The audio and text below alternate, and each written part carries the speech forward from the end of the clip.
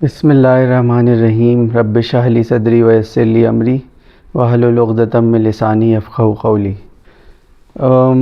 شروع حج سے کر دیں یا ہم اپنے اسلام آباد کی ٹرپ سے کریں؟ جیسے آپ کو صحیح۔ میرے خیال میں حج کور کر لیتے ہیں، کچھ لوگ سننا بھی چاہ رہے ہیں۔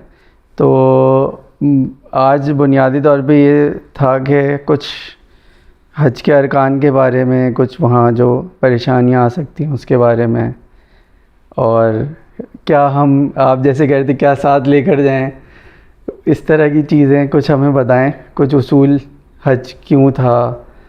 تو اب یہ اوور ٹو یو ہی ہے کہ آپ اب شروع کریں اس کو۔ بسم اللہ الرحمن الرحیم۔ میں بیچ بیچ میں ٹوکتا رہوں گا آپ کو۔ آپ سوال کریں گے تو اس سے شاید چیزیں یاد بھی آئیں گی، ذہن میں بھی آئیں گی، تو اس حوالے سے بات حج کو اگر ہم یہاں سے شروع کریں کہ جو حج بنیادی رکن ہے، یہ کیا سکھا رہا ہے ہمیں؟ صحیح ہے۔ اچھا، میں بات کا آغاز اس طرح کروں گا کہ نبی مہربان صلی اللہ علیہ وآلہ وسلم کا حج کس طرح کا تھا۔ اس موقع پہ جب حج قریب آ جاتا ہے نا، تو سب سے بڑا سوال تو یہ پیدا ہوتا ہے کہ عمرہ کیسے کیا جائے اور پھر حج کیسے کیا جائے، تو اس کے طریقہ کار سے متعلق سوالات ہوتے ہیں۔ تو ہم نبی صلی اللہ علیہ وسلم کا حج دیکھیں گے تو انشاءاللہ اس میں ہمارے کافی سوالوں کے جوابات بھی آ جائیں گے۔ ایک تو نبی صلی اللہ علیہ وسلم نے فرمایا کہ ایک فرد جس کو جو صاحب استطاعت ہو اور وہ حج نہ کرے اور مر جائے تو وہ اسی طرح ہی ہے کہ یا تو وہ یہودی ہو کے مرا ہے یا نصرانی ہو کے مرا ہے۔ تو یہ ایک بہت بڑی وعید بھی ہے اور ہمارے لیے تنبیہ بھی ہے، فکر کی بات بھی ہے۔ تو ایسے تمام افراد مسلمان کہ جو صاحب استطاعت ہوں، ان کو پہلی فرصت میں اگر حج ان پہ فرض ہے تو حج کے سفر پہ نکلنا چاہیے، نیت کرنی چاہیے۔ نبی مہربان صلی اللہ علیہ وآلہ وسلم نے زندگی میں ایک حج کیا ہے اور باقاعدہ طور پہ ایک مرتبہ وہ عمرے کے سفر کے اوپر نکلے۔ اس میں بھی ہمارے لیے بہت بڑا سبق ہے نا۔ آج ہمارے معاشرے کے اندر ہمیں یہ بھی دیکھنا پڑے گا کہ ہر عبادت کی کیا ترجیحات ہیں اور اس کو کس طرح ہمیں ادا کرنا ہے۔ تو حج کے حوالے سے قرآن کے اندر اللہ تعالیٰ نے کہا کہ حج کے جو مہینے ہیں وہ معلوم ہیں، طے کر دیے گئے ہیں۔ تو اس کو اگر ہم سامنے رکھیں تو نبی صلی اللہ علیہ وسلم نے اپنا حج جو ہے وہ 25 ذوالقعدہ کو شروع کیا اور مدینہ منورہ سے آپ نے اپنے سفر کا آغاز کیا۔ اور جب ہم مدینہ سے مکہ کی طرف جاتے ہیں تو جو میقات بنتا ہے وہ ذوالحلیفہ کے نام سے ایک جگہ ہے جو بنتا ہے، وہیں پہ جا کے اللہ کے رسول صلی اللہ علیہ وآلہ وسلم نے احرام بھی باندھا، نوافل بھی ادا کیے، اور پھر انہوں نے اپنا سفر آگے مکہ کی طرف جاری رکھا۔ اور جب وہ مکہ پہنچے تو انہوں نے سب سے پہلے طواف عمرے کی ادائیگی کا آغاز کیا، اور اس کا آغاز اس طرح کیا کہ نبی صلی اللہ علیہ وسلم سب سے پہلے حجر اسود کے پاس گئے اور وہاں جا کے استلام کیا۔ اب یہ ایک اصطلاح ایسی ہے کہ جو ہم حجر اسود کو بوسہ دیتے ہیں تو اس عمل کو استلام کہتے ہیں، ہمیں بھی کرنا چاہیے۔ اور اسی طرح اللہ کے رسول صلی اللہ علیہ وسلم نے آغاز کیا، لیکن اب رش کی وجہ سے ممکن نہیں ہے کہ ہم حجر اسود تک پہنچ سکیں، تو پھر ہم ہاتھ کے اشارے سے استلام کرتے ہیں۔ اس میں بھی اللہ رب العالمین کی کبریائی کا اعلان کرتے ہیں، بسم اللہ اللہ اکبر کہہ کے ہم اس کی طرف اشارہ کرتے ہیں۔ آسانی کے لیے مزید انہوں نے وہاں پہ ایک گرین لائٹ بھی لگا دی ہے، تو آپ کو دور سے اندازہ ہو جاتا ہے کہ اب میں حجر اسود کے قریب جا رہا ہوں۔ اس طرح آپ اپنے طواف کا اللہ کے رسول صلی اللہ علیہ وآلہ وسلم نے آغاز کیا اور پھر 7 چکر مکمل کیے۔ ہر چکر میں جب حجر اسود کے پاس پہنچتے تھے تو استلام کرتے تھے۔ تو جب یہ 7 چکر اللہ کے رسول کے پورے ہوئے تو ایک تو طواف مکمل ہوا، لیکن استلام ان کے 8 ہو گئے، کیونکہ انہوں نے آغاز وہاں سے کیا تھا، پھر اختتام وہیں سے کیا۔ صحیح۔ اس کے بعد جو عمل کیا وہ یہ کہ پھر وہ مقام ابراہیم پر آ گئے، اور مقام ابراہیم پہ آ کے انہوں نے قرآن کی وہ آیت تلاوت کی، سورہ بقرہ کی، کہ جس میں اللہ تعالیٰ کہتا ہے کہ مقام ابراہیم کو اپنا مصلی بنا لو۔ تو اللہ کے رسول صلی اللہ علیہ وآلہ وسلم نے وہاں پہ 2 نفل ادا کیے۔ اچھا، اس کی ترتیب بھی سمجھنا ضروری ہے، چونکہ اب ہم بھی ہم میں سے بہت سے افراد اگر حج کے لیے جاتے ہیں تو وہاں پہ بھی آپ کو رش کا سامنا کرنا پڑے گا، آپ مقام ابراہیم کے قریب نہیں جا پائیں گے۔ تو اس کے پیچھے کھڑے ہو کے یا اس سے کافی دور جا کے بھی اگر آپ کی سمت جو ہے وہ مقام ابراہیم کی طرف ہے تو یہ کافی ہے۔ اور اگر اتنی بھی یہ گنجائش نہ ملے تو وہ پھر آپ کہیں بھی وہ نوافل ادا کر سکتے ہیں۔ لیکن بہتر یہ ہے، افضل یہ ہے کہ آپ کی سمجھ جو ہے مقام ابراہیم کی طرف ہونی چاہیے. اور اس میں مزید روایات میں جاتے ہیں تو پتہ چلتا ہے کہ اللہ کے رسول نے وہ جو 2 نفل ادا کیے تھے اس کے اندر سب سے پہلی رکعت کے اندر سورہ کافرون ادا کی، پھر سورہ اخلاص ادا کی، اور اس کے بعد وہ دوبارہ وہاں سے پھر پلٹ کے حجر اسود کے پاس گئے اور 9واں استلام کیا. یہ ایک تھوڑی سی باریک چیز ہے کہ جس کو عموماً لوگ بھول جاتے ہیں اور بعض لوگ اہمیت نہیں دیتے، لیکن سنت کا طریقہ یہی ہے کہ اللہ کے رسول نے اپنا عمرہ 9 استلام کے ساتھ کیا ہے. صحیح. اچھا، جو طواف کا معاملہ ہے اس میں بھی پہلے 3 چکر جو ہوتے ہیں اس میں اللہ کے رسول صلی اللہ علیہ وآلہ وسلم نے رمل اختیار کیا. رمل ایک ایسی اصطلاح ہے جس میں آپ تھوڑا سا مضبوط طریقے سے اپنے قدم جما کے چلتے ہیں، جیسے ایک فوجی یا ایک مضبوط آدمی قدم اٹھاتا ہے، اس میں کوئی کمزوری نہ ہو اور دیکھنے والا یہ محسوس نہ کرے کہ یار یہ کس طرح سے اس کی چال ڈھال ہے، کیونکہ کفار کو دکھانے کے لیے اللہ کے رسول صلی اللہ علیہ وآلہ وسلم نے یہ چال اختیار کی. تو ہمیں پہلے 3 چکر میں یہی اپنی چال اختیار کرنی ہے. لیکن اس میں بھی یہ خیال رکھنا ہے کہ رش بہت زیادہ ہوگا تو کسی سے آپ نہ ٹکرا جائیں، کوئی آپ سے نہ ٹکرا جائے. تو اگر اس کا موقع ملے تو ٹھیک ہے، نہیں تو نارمل چال بھی چل سکتے ہیں، کوئی اتنا مسئلہ نہیں ہے اس میں. رکن یمانی سے لے کر حجر اسود کا جو ایک پورشن ہے اس میں اللہ کے رسول نے ہمیں جو دعا سکھائی وہ یہ سکھائی کہ ربنا آتینا فی الدنیا حسنہ وفی الآخرۃ حسنہ وقنا عذاب النار. تو یہ دعا ایک ایسی دعا ہے کہ بڑی جامع بھی ہے، اور کثرت کے ساتھ یہ دعا اللہ کے رسول صلی اللہ علیہ وآلہ وسلم نے ہمیں پڑھنے کا حکم دیا. اچھا، اس کے علاوہ کوئی شریعت نے بہت زیادہ اس کے اندر کوئی دعائیں ہمیں بتائی نہیں ہیں. اور یہ بھی ذہن میں رکھنا چاہیے کہ طواف خود اٹ سیلف بھی ایک عبادت ہے. تو وہ جو آپ چکر لگا رہے ہیں وہ آپ کے خالی نہیں جا رہے ہیں بغیر دعا کے، اس کا بھی آپ کو اجر مل رہا ہے. اس میں مزید بھی تفصیل ہے کہ ایک اصطلاح اور استعمال ہوتی ہے کہ جس میں آپ کو اپنا جو دایاں کندھا ہے وہ خالی رکھنا ہوتا ہے. تو یہ بھی آپ نے کوشش کرنی ہے کہ 7 چکر میں آپ کا یہ دایاں جو کندھا ہے اس کے اوپر کپڑا نہ ہو. تو اگر کر لیں گے تو بہت اچھی بات ہے، نہیں بھی کیا گیا تو اس کے اندر کوئی بہت ایسا مسئلہ نہیں ہے کہ آپ کا طواف مکمل ہی نہیں ہوا. لیکن اللہ کے رسول کی سنت یہی ہے. اس کے بعد وہاں سے استلام کر کے 9ویں استلام سے اللہ کے رسول فارغ ہوئے اور باب صفا کے اوپر چلے گئے، اور وہاں پہ جا کے انہوں نے سعی کا جو عمل ہے وہ اس کو ادا کیا. اچھا، وہاں جا کے اللہ کے رسول نے ایک سوال کیا کہ ہم یہ سعی کہاں سے شروع کریں، صفا سے شروع کریں یا مروہ سے شروع کریں؟ تو اللہ کے رسول نے فرمایا کہ اللہ تعالیٰ نے جہاں سے شروع کیا ہم بھی وہیں سے شروع کرتے ہیں. تو قرآن کے اندر ایک آیت آئی ہے کہ ان الصفا والمروۃ من شعائر اللہ.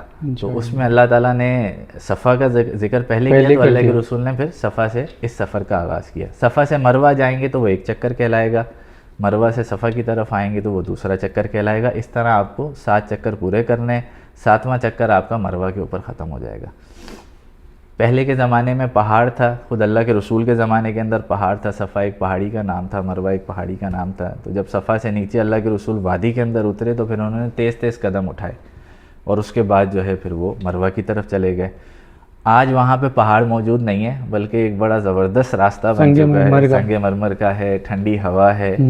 وہ بھی بہرحال مشکل لگتا ہے اس کی بھی پریکٹس، کیونکہ بہرحال وہ ایک لمبا سفر ہے. تو جب آپ وادی کی طرف پہنچتے ہیں تو وہاں انہوں نے گرین لائٹس لگا دی ہیں. تو جب آپ گرین لائٹ کے قریب پہنچیں گے تو آپ نے تیز تیز قدم اٹھاتے ہوئے جانا ہے، مردوں نے. خواتین نے تو یہ کام نہیں کرنا. ویسے یہ سنت ایک خاتون کی ہی ہے، جی ہاں، جس کو اللہ رب العالمین نے تا قیامت جاری کر دیا مسلمانوں کے ذریعے سے، عملی نمونہ اپنے رسول کو بنایا. یہ عمل مکمل کرنے کے بعد پھر آپ کو حلق کروانا ہوتا ہے.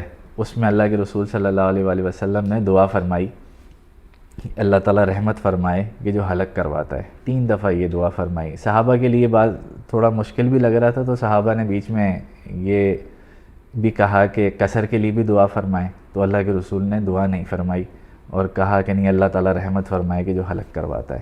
پھر دوبارہ صحابہ نے گزارش کی، التجا کی، تو اللہ کے رسول نے دعا نہیں فرمائی. تیسری دفعہ جب دعا کی، حلق والوں کے لیے دعا کی، تو پھر دوبارہ انہوں نے کہا کہ آپ قصر والوں کے لیے. تو چوتھی دفعہ جا کے قصر والوں کے لیے بھی اللہ کے رسول نے کہا کہ ان کے لیے بھی اللہ تعالیٰ کی رحمت نازل ہو. تو 3 درجے بلند ہیں ان لوگوں کے لیے کہ جو حلق کرواتے ہیں، اور 1 درجہ بہرحال ان کا ہے کہ جو قصر کرواتے ہیں. اس لیے کوشش یہ کرنی چاہیے، انسان کو اپنے بال بڑے عزیز ہوتے ہیں، لیکن وہاں پہ آپ بالوں کی قربانی دیں، اس کا بھی بڑا اجر ہوگا. اور جب آپ حلق کروا لیں تو پھر آپ احرام کی پابندیوں سے باہر آ سکتے ہیں.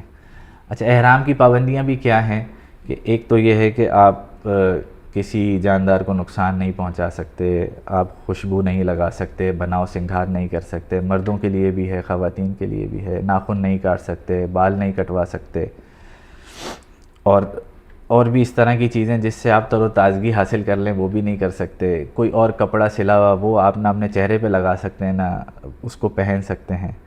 تو یہ پابندیاں بہرحال رہیں گی. مرد اور خواتین کے ازدواجی جو تعلقات ہوتے ہیں وہ بھی قائم نہیں ہو سکتے. تو جیسے ہی آپ حلق کرواتے ہیں پھر آپ احرام کی پابندیوں سے باہر ہو جاتے ہیں اور پھر آپ اپنے دیگر کام بھی کر سکتے ہیں، دیگر عبادتیں بھی کر سکتے ہیں.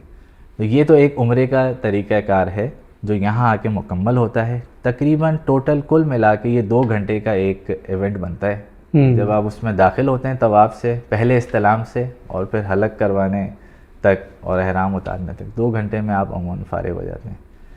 اور یہاں ہم اس کو بھی کور کر لیتے ہیں کہ حج کی اقسام کیا ہیں، کیونکہ انسان جاتا تو حج کے لیے تو سب سے پہلے آغاز عمرے سے کیوں کیا جاتا ہے. یہ بھی اللہ تعالیٰ نے ایک بڑی رخصت دے دی مسلمانوں کو، ورنہ پہلے جو حج ہوا کرتا تھا اس میں ایک اصطلاح استعمال ہوتی تھی حج قران کی.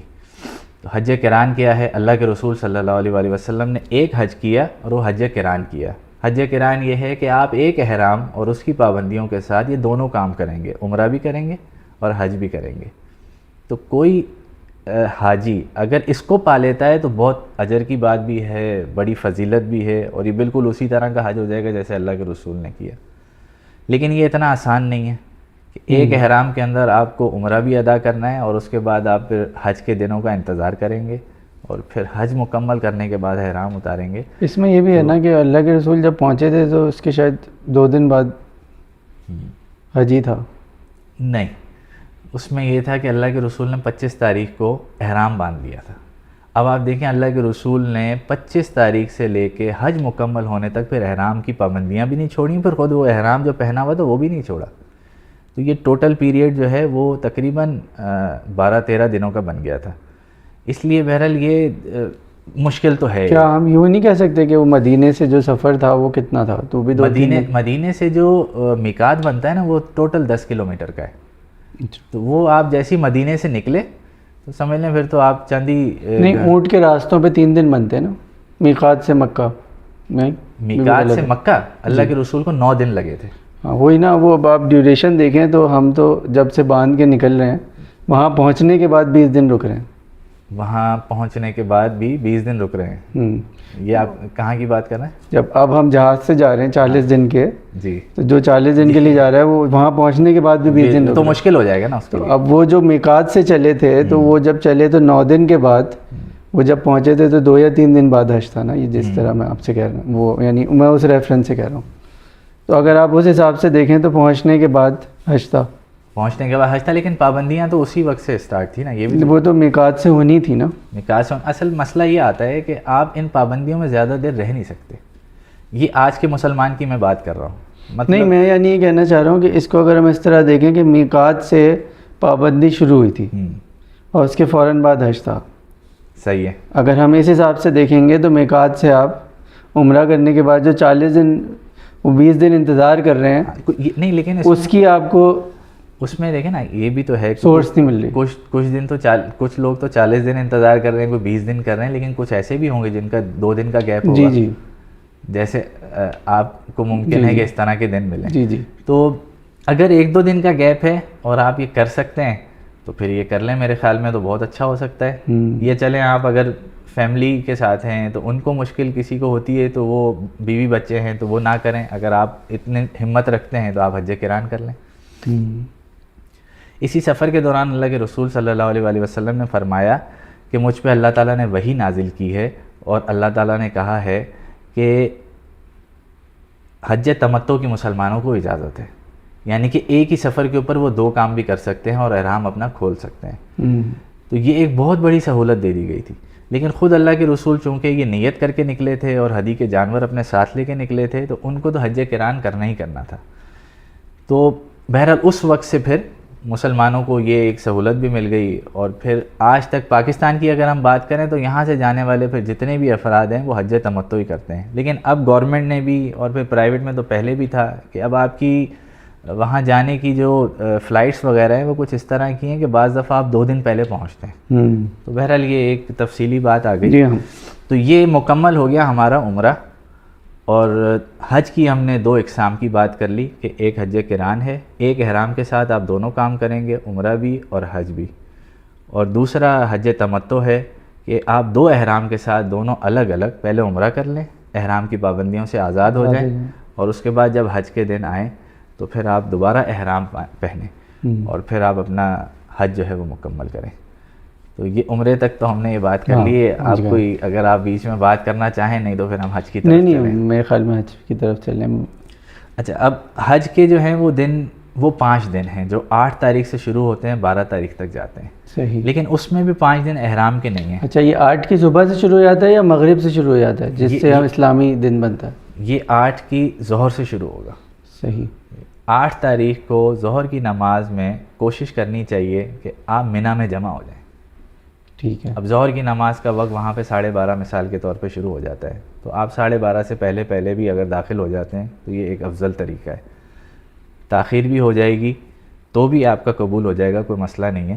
لیکن آپ ظہر کی نماز سے پہلے 8 تاریخ کو 8 ذی الحج کو پہنچ جائیں. پھر وہاں منی پہ ہم نے اس طرح قیام کرنا ہے کہ ہمیں 5 نمازیں مل جائیں, ظہر کی, عصر کی, مغرب کی, عشاء کی اور اگلے دن صبح فجر کی. جی, تو سنت طریقہ تو یہ اللہ کے رسول صلی اللہ علیہ وآلہ وسلم نے فجر پڑھی اور اس کے بعد پھر وہ روانہ ہوئے. تو اگر آپ کو یہ موقع مل جاتا ہے تو بہت اچھی بات ہے, ورنہ عموماً ہوتا یہ ہے, اب پریکٹس یہ ہو گئی ہے, ایک تو آپ کو 8 کی بجائے 7 تاریخ کو اپنا ہوٹل کو چھوڑنا پڑے گا. احرام کی پابندیاں آپ سے 7 تاریخ سے شروع ہو جائیں گی. صحیح. وہ انتظامیہ آپ سے گزارش کرے گی کہ بھئی آپ کی بس باہر کھڑی ہوئی ہے تو آپ آ جائیں. تو آپ ممکن ہے 7 تاریخ کی رات کو منی میں پہنچ جائیں. صحیح. تو اب آپ نے 7 تاریخ کی رات بھی گزارنی ہے, 8 تاریخ کی صبح بھی گزارنی ہے, اور ظہر کی نماز پھر آپ کو فجر بھی مل گئی, ممکن ہے عشاء بھی مل جائے, ظہر کی نمازیں بھی باقی بھی مل جائیں. لیکن عشاء کی نماز کے بعد آپ کے ساتھ ایک معاملہ عموماً اب آج کل یہ ہونے لگ گیا ہے کہ انتظامیہ آپ کو کہتی ہے کہ آپ اب منی کو چھوڑ دیں اور عرفات چلے جائیں, ابھی اسی وقت ہی چلے جائیں, تو آپ کی وہ 5ویں نماز تو رہ جائے گی جو فجر والی نماز ہے. تو یہ بھی بہت کوئی ایسی سنت نہیں ہے سخت کہ جس کے اوپر لازماً عمل کیا جائے. اگر ممکن ہو تو بہت اچھا ہے, لیکن اگر انتظامیہ آپ کو کہہ رہی ہے تو آپ, میرے خیال میں میری ذاتی رائے یہ ہے کہ آپ اس کو ترجیح دیں, انتظامیہ کے کہنا مان لیں اور آپ وہاں عرفات چلے جائیں. یہ آپ کے لیے بھی بہتر ہے, انتظامیہ کے لیے بھی بہتر ہے کہ انہوں نے 20 لاکھ. اچھا, اب یہ جو حج کے دن ہے نا, یہ 20 لاکھ کا جو مجمع ہوتا ہے اب وہ ایک ساتھ موو ہو رہا ہے, اور یہ بھی کسی معجزے سے کم نہیں ہے. اتنے بڑے مجمع کو بغیر کسی نقصان کے, جھگڑے کے, الجھن کے آپ مینیج کر لیں, تو اس کے لیے ضروری ہے. اب آپ تصور کریں کہ سارا 20 لاکھ کا مجمع اگر فجر کی نماز پڑھ کے وہاں سے نکلے گا تو وہ مینیج نہیں ہو پائے گا. اور یہ ہم نے دیکھا ہے, لوگ بہت زیادہ پریشان ہو جاتے ہیں. اگر میں آپ سے بات کروں تو ان کے جو اہم اراکین ہیں حج کے وہ بھی رہ جاتے ہیں اس چکر میں. اس لیے آپ چھوٹی چھوٹی چیزوں کو شاید ترک کریں, اس میں کوئی مسئلہ نہیں. آپ کے ارکان نہیں رہنے چاہیے. مثال کے طور پہ اگر آپ مزدلفہ میں قیام ہی نہ کر سکیں, ٹھیک ہے, اس چکر میں کہ آپ نے انتظامیہ کی بات نہ مانی اور آپ لیٹ پہنچے تو پھر پرابلم ہو جائے گا. اور مزدلفہ کب تک پہنچنا ہوتا ہے ویسے؟ اچھا, اب اس کو ترتیب بار چلتے ہیں. تو آپ نے وہ 5 نمازیں ادا کی, فجر کی نماز پڑھ کے آپ وہاں سے چل پڑے. اب آپ کا رخ ہو گیا ہے عرفات کی طرف. جو پاکستان سے سرکاری طور پہ جاتے ہیں وہ عموماً ٹرین کے ذریعے عرفات جاتے ہیں. اگر آپ کو ٹرین میسر آ جائے تو پھر تقریباً یہ 5 سے 10 منٹ کا فاصلہ بنتا ہے, ٹرین آپ کو عرفات کے اندر پہنچا دیتی ہے. اور ہر جگہ بہترین انتظامات ہوتے ہیں. انتظام وہاں خراب ہوتا ہے جہاں جلد بازی ہو. تھوڑا سا رک کے اگر آپ صبر کے ساتھ چلیں گے تو ہر انتظام آپ کے لیے ہے, کوئی پریشانی کی بات نہیں ہے. تو آپ اب 8 تاریخ کو آپ ظہر کی نماز میں منی آئے. اب 9 تاریخ کی صبح کو فجر کی نماز آپ ادا کر کے عرفات کی طرف چلے گئے. اور اس میں 3 طریقے ہوتے ہیں, یا تو ٹرین کے ذریعے آپ جائیں گے, یا پیدل جائیں گے, یا بس کے ذریعے جائیں گے. سب سے اچھا طریقہ تو ٹرین کا ہے. صحیح. اس کے بعد پھر وہ پیدل چلنے والے ٹھیک رہتے ہیں, اور سب سے زیادہ پریشان ہوتے ہیں بسوں پہ جانے والے. ہمیں تو یہی تجربہ اس طرح کا ہی ملا. اب 9 تاریخ کو آپ عرفات پہنچ گئے. اب عرفات پہنچنے کا وقت کیا ہے؟ عرفات آپ نے ظہر کی نماز سے پہلے پہنچنا ہے. وہاں بھی یہی پابندی 9 کی ظہر کو, 9 کی ظہر آپ نے صحیح, زوال کے وقت سے پہلے پہنچ جانا ہے وہاں پہ. یعنی کہ 12 سے پہلے 12 ساڑھے 12 سے پہلے پہلے آپ پہنچ جائیں. اگین اس میں بھی یہی ہے کہ اگر کوئی بہت بڑا پرابلم آ گیا ہے, تھوڑا سا اگر آپ لیٹ بھی ہو گئے تو کوئی اتنا مسئلہ نہیں ہے. تو وہاں جا کے حج کا خطبہ ہوتا ہے, اور اب اس میں بھی آپ کو موقع بعض دفعہ ملتا ہے مسجد نمرہ کے قریب جانے کا, تو آپ وہاں جا سکتے ہیں. قریب جا کے بھی آواز آپ کو حج کے خطبے کی نہیں آئے گی, وہ قریب بھی بہت دور ہوگا, گرمی الگ موجود ہوگی. انتظامیہ آپ سے کہے گی کہ آپ اپنے خیموں میں رہیں, وہ بھی عرفات کا حصہ ہے. اچھا, عرفات کا وقوف جو ہے, جو آپ نے اب شروع کر دیا ہے ظہر کی نماز سے, یہ رکن اعظم ہے. یہاں خطبہ ہو جائے گا, پھر آپ نے وہاں پہ ظہر اور عصر ملا کے پڑھنی ہے. سب سے پہلے کیا کہے کہ آپ نے قصر کرنی ہے اگر آپ باہر سے آئیں غیر مقامی, نہیں تو اللہ کے رسول صلی اللہ علیہ وآلہ وسلم نے دونوں نمازیں ظہر اور عصر ملا کے پڑھیں. اس کو جمع تقدیم کہتے ہیں. 2 طرح کی جمع ہم کر سکتے ہیں, ایک جمع تقدیم ہوتی ہے, ایک جمع تاخیر ہوتی ہے. یہ جمع تقدیم کی یعنی کہ عصر کو ظہر سے ملایا, ظہر کو عصر کے ساتھ نہیں ملایا. جب آپ اپنی نمازوں سے اول وقت میں فارغ ہو جاتے ہیں تو پھر اس کے بعد مغرب کی نماز تک آپ کے پاس ایک بہت بڑا وقت ہے جو اللہ تعالیٰ نے آپ کو دیا ہے صرف ایک کام کے لیے, وہ یہ کہ آپ اپنے رب کے سامنے گڑ گڑائیں, دعائیں. مغرب کی نماز تک یہ نمازیں جمع تقدیم اسی لیے کی گئی کہ کوئی اور رکاوٹ نہ ہو بیچ میں. اب آپ نے اپنے رب کے سامنے دعا کرنی ہے, اور پھر جس طرح کی دعائیں چاہتے ہیں آپ کریں اپنے رب کے سامنے. سب سے بڑی دعا یہ ہو سکتی ہے کہ ربنا آتنا فی الدنیا حسنہ وفی الآخرۃ حسنہ وقنا عذاب النار. آپ اپنے گھر والوں کے لیے دعا کریں, امت کے لیے دعا کریں, اسلامی نظام کے لیے دعا کریں, پاکستان کے لیے دعا کریں. جو دعائیں ہو سکتی ہیں ہم کریں. یہ وہ موقع ہے جس پہ اللہ رب العالمین دعاؤں کو قبول فرماتا ہے. تو اس میں میرے خیال میں اگر ہم کمزوری دکھائیں گے تو پھر ہم اس روح کو کھو دیں گے. اچھا, اب رکن اعظم کیوں ہے عرفہ کا وقوف جو ہے, اس کو بھی ہمیں سمجھنا چاہیے.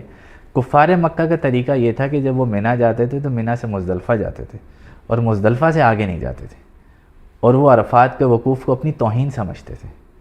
اور بلکہ ایسا طبقاتی نظام وہاں پہ پیدا ہو گیا تھا کہ جو بالکل نچلے طبقے کا ایک انسان ہوتا تھا نا, اس کو کہتے تھے کہ تم عرفات چلے جاؤ, اور جو وڈیرے اور سردار اور وہاں کے جو بڑے بڑے بادشاہ ہوتے تھے وہ سب مزدلفہ کے اندر قیام کرتے تھے.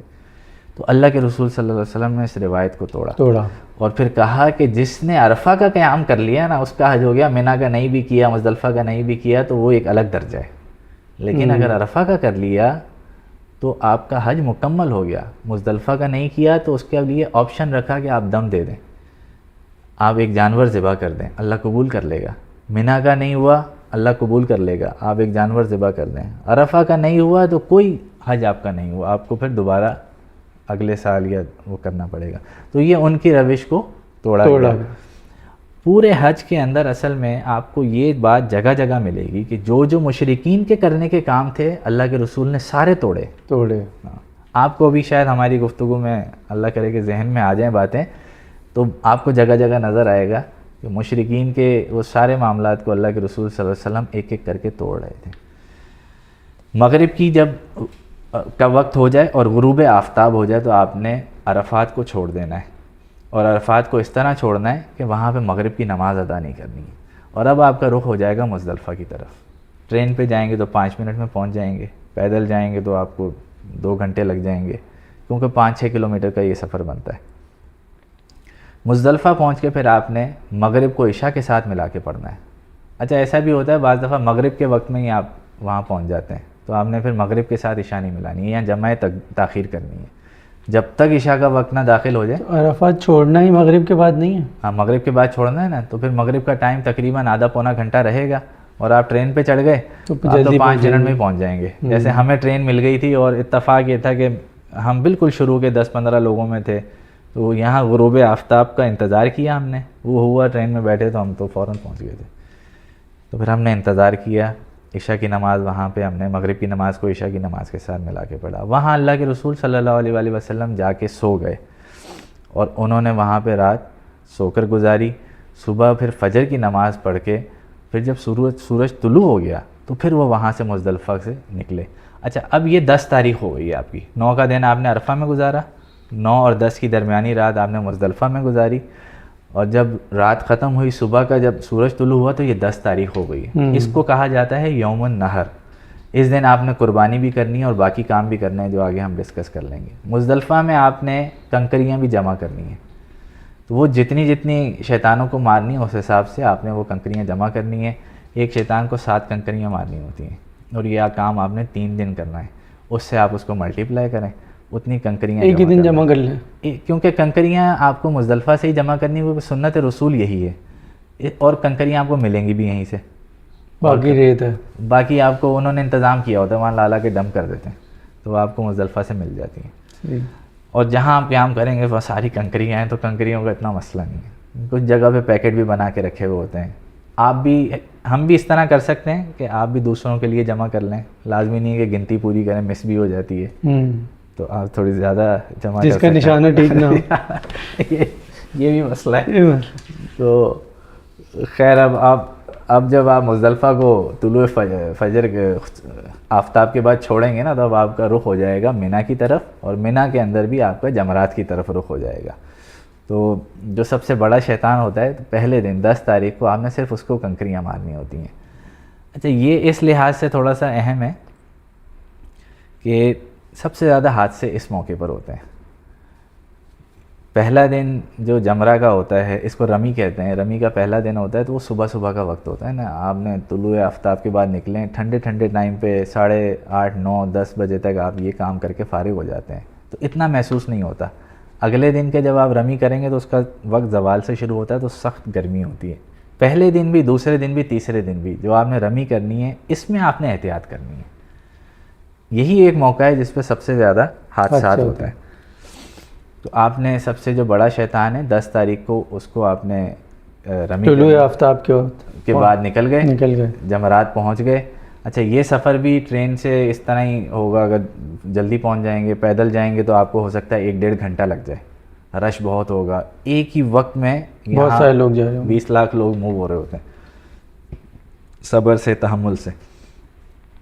تو آپ نے بڑے شیطان کو کنکریاں ماری, اور اس کے بعد آپ نے قربانی کرنی ہے. قربانی کر کے پھر حلق کروانا ہے. حلق کروا کے آپ احرام کی پابندیوں سے آزاد ہو سکتے ہیں. تو یہاں تو احرام تک کا ہمارا حج مکمل ہو گیا, آپ احرام کی پابندیوں سے باہر آ گئے. اس میں صرف ایک پابندی باقی رہ جاتی ہے, اور وہ ازدواجی تعلقات کی. وہ آپ ابھی بھی قائم نہیں کر سکتے. بیچ میں ایک بہت اہم بات ہم مس کر گئے, وہ یہ کہ اللہ کے رسول کے حج کی طرف کو ہم لے کے چل رہے تھے نا, تو اللہ کے رسول صلی اللہ علیہ وآلہ وسلم نے پہلا خطبہ عرفات کے مقام پہ دیا. وہ خطبہ اصل میں ہمیں اپنے ذہن میں رکھنا چاہیے. میں سمجھتا ہوں کہ جب اللہ کے رسول مدینہ سے نکلے, 1.25 لاکھ صحابہ ان کے ساتھ تھے. خود اللہ کے رسول صلی اللہ علیہ وسلم اس حج کو ادا کرنے کے 2 مہینے بعد دنیا سے رخصت ہو گئے. تو آپ سوچ سکتے ہیں کہ عرفات کا مقام ہے, تمام مسلمان جمع ہیں, خود اللہ کے رسول کو معلوم ہو چکا تھا کہ اب میرا جانے کا وقت آ چکا ہے. خطبے کا آغاز ہی اللہ کے رسول نے یہاں سے کیا کہ دیکھو میرا جانے کا وقت ہے, ان قریب جو ہے وہ روح الامین یا جو اللہ تعالیٰ فرشتہ بھیجے گا وہ آ کے ایک پکار لگائے گا اور میں لبیک کہہ دوں گا. تو اس موقع پہ جو بہترین اور زبردست اور جو بنیادی باتیں تھیں نا, کام کی باتیں, وہ اللہ کے رسول نے بتائیں. اچھا, اب ہمیں یہاں پہ ایک سوال پیدا ہوتا ہے کہ وہ کیا باتیں ہوں گی. جی ہاں, آج کل کے دین کے حساب سے سوچا جائے تو آپ اپنے ذہن کے اندر ذرا وہ خطبے کی وہ باتیں ذہن میں بٹھا لیں کیا ہوں گی. اب آپ وہ سنیں جو اللہ کے رسول صلی اللہ علیہ وآلہ وسلم نے تو 5 سے 6 باتیں کی, زیادہ بات بھی نہیں کی. اس میں جو سب سے پہلی بات تھی وہ یہ کہ تمہاری جان, مال, عزت, آبرو یہ تمام مسلمانوں کی ایک دوسرے کے اوپر حرام ہے. اور بار بار یہی بات کہتے رہے کہ دیکھو مسلمانوں, تمہاری جان, مال, عزت, آبرو ایک دوسرے کے اوپر حرام ہے. مسلمانوں یاد رکھنا, صحابہ کو مخاطب کر کے کہا کہ جان, مال, عزت, آبرو. پھر فرمایا کہ سود حرام کر دیا گیا ہے, جس کا جو سود باقی رہ گیا آج سے میں ختم کرتا ہوں اس کو. پھر فرمایا کہ یہ جو ناحق خون ہے یہ آج سے حرام قرار دے دیے گئے ہیں, جس کا خون کسی کے ذمے تھا آج میں اس کو معاف کرتا ہوں. سود کا آغاز انہوں نے اپنے گھر سے کیا, اور اپنے گھر کے ایک فرد کا سود جو کسی اور کے اوپر واجب تھا جو اس نے ادا کرنا تھا, اللہ کے رسول نے کہا کہ میں اس کی طرف سے معاف کرتا ہوں. اسی طرح خون بھی اپنے ہی قریبی کسی عزیز سے معاف کیا کہ اس نے اس کا بدلہ لینا تھا, میں آج معاف کرتا ہوں. پھر اللہ کے رسول صلی اللہ علیہ وسلم نے فرمایا کہ عورتوں کے معاملے میں اللہ رب العالمین کا خوف اختیار کرو, یعنی کہ اپنی بیویوں کے معاملے میں, اپنی بیٹیوں کے معاملے میں اس کے حوالے سے اللہ کے رسول صلی اللہ علیہ وآلہ وسلم نے خوف دلائے کہ اس کے معاملے میں بہت زیادہ احتیاط کرنی چاہیے. پھر ان کے حقوق بتائے, پھر اسی طرح بیویوں کو شوہروں کے حقوق بتائے. اب اس کی ایک تفصیل ہے کہ کیا کیا وہ حقوق ہونے چاہیے. بہرحال یہ سمجھنے والی بات ہے کہ ہمیں ان کے ساتھ اچھا رویہ اختیار کرنا چاہیے. اور یعنی یہ اتنی اہم بات تھی, اور یہ اتنی اہم بات تھی کیونکہ دیکھیں خاندان جوڑ رہی ہے نا, جو ہم بات ابھی پہلے بھی کر رہے تھے کہ پورے نظام کی بنیاد خاندان پہ قائم ہے. تو وہ خاندان تو کبھی بھی اللہ کے رسول صلی اللہ علیہ وسلم مس کر ہی نہیں سکتے تھے. پھر اللہ کے رسول نے فرمایا کہ کتاب اللہ کو تھام کے رکھنا, کبھی گمراہ نہیں ہوگے. یہ بات بار بار فرمائی. اور پھر اس کے بعد فرمایا کہ میری سنت کو تھام کے رکھنا تو کبھی گمراہ نہیں ہوگے. تو یہ انہوں نے بہرحال 4-6 چیزیں ہمیں بتائیں, بس یہ بات. پھر اس کے بعد یوم النحر والے دن جب وہ رمی کرنے کے لیے گئے, پھر دوبارہ ایک خطبہ دیا. ٹوٹل 3 خطبے دیے اللہ کے رسول صلی اللہ علیہ وسلم نے حج کے موقع کے اوپر. اور یہ کہاں دیا؟ یہ جمرات کے مقام پہ دیا, مینا کے اندر دیا. اس میں بھی اللہ کے رسول نے یہی ساری باتیں کی. یہاں سے آغاز کیا کہ دیکھو مسلمانوں کی جان, مال, عزت, آبرو, خون سب تم پہ حرام ہے. اصل میں وہ اپنی امت کی ایک تربیت کرنا چاہ رہے تھے نا, کہ اور ان کو ظاہری بات ہے آگے کے حالات نظر بھی آ رہے تھے کہ امت جو ہے وہ آگے کیا کرنے جا رہی ہے. اس لیے بار بار سمجھا رہے تھے کہ دیکھو اس کام سے باز رہنا. اور اس امت کو اسی چیز نے نقصان پہنچایا. باہر والے سے تو ہمیں کوئی خطرہ نہیں, کوئی خطرہ نہیں ہوا کبھی, نہ وہ کچھ کر سکا. صحیح بات ہے. پھر اللہ کے رسول صلی اللہ علیہ وآلہ وسلم نے مینا کے اندر قیام کیا اور اگلے دن پھر رمی کی. یہ 11 تاریخ بن جاتی ہے. اور پھر اس کے اگلے دن 12 تاریخ, اس میں بھی آپ کو مغرب کی نماز سے پہلے رمی کرنی ہوتی ہے. اس طرح یہ حج جو ہے, دوبارہ بتائیں تاکہ یاد بھی رہے نا. ہاں, اس کو ہم اس طرح سمجھتے ہیں کہ آپ نے پہلے 10 یعنی تاریخ ہم کو کچھ اس کے اصول پہ بھی چلے گئے تھے. اب ہم 10 تاریخ سے, اب ہم 10 تاریخ کو ہم نے بڑے شیطان کو کنکریاں ماری اور اس کے بعد ہم نے قربانی کی. قربانی کے لیے سرکاری طور پہ انتظام ہوتا ہے یا پھر پرائیویٹ. سرکاری طور پہ ہے تو آپ کو میسج آ جائے گا. اگر آپ کا پرائیویٹ ہے تو آپ اس کو بتا دیں گے, آپ اس کو فون کر کے بتائیں گے کہ بھائی میں رمی کر چکا ہوں, آپ قربانی کر دیں. اچھا, پرائیویٹ میں ہمیں ایک تجربہ یہ ہوا کہ جو پرائیویٹ کروائی گئی تھی, ایک تو اس کی قیمت آدھی تھی قربانی کی. اچھا, وہ پھر لائیو ویڈیو کا بھی انتظام کرتے ہیں. تیسرا وہ کام جب آپ فون کرتے ہیں کہ جی میں کر چکا ہوں, تو ہمارا تجربہ یہ تھا کہ وہ فوراً ہو گئی تھی. ہمارے گروپ میں سرکاری لوگ بھی شامل تھے. اب وہ میسج کا انتظار کر رہے تھے. ان کا میسج آیا شام کو 4 بجے, کسی کا 5 بجے. اس وقت تک احرام میں رہے وہ. لیکن وہ مینا سے تو آ سکتے ہیں نا ہوٹل تک, یا وہ وہیں رہیں گے؟ اچھا, مینا کا معاملہ یہ ہے کہ مینا میں آپ نے قیام کرنا ہے. قیام کا مطلب ہے کہ آپ نے رات گزارنی ہے. رات گزارنے کے علاوہ آپ مینا سے باہر بھی جا سکتے ہیں. آپ اپنے ہوٹل عزیزیہ آ جائیں, آپ مکہ چلے جائیں, طواف زیارہ کے لیے چلے جائیں, آپ سارے کام کر سکتے ہیں. اور رات کس سے پہلے وہاں آ جائیں؟ رات کا کوئی ایک پہر آپ مینا کے اندر گزار لیں. آپ اپنے خیمے میں چلے جائیں جو آپ کو الاٹ کیا ہے گورنمنٹ نے, یا پھر آپ وہیں پہ کسی اس کی حدود میں دعائیں کریں, نوافل ادا کریں, واپس اپنے ہوٹل پر آ جائیں. یہ ساری ممکنات ہیں. جب آپ کو پتہ چل گیا کہ آپ کی قربانی ہو گئی ہے تو پھر آپ حلق کروا لیں.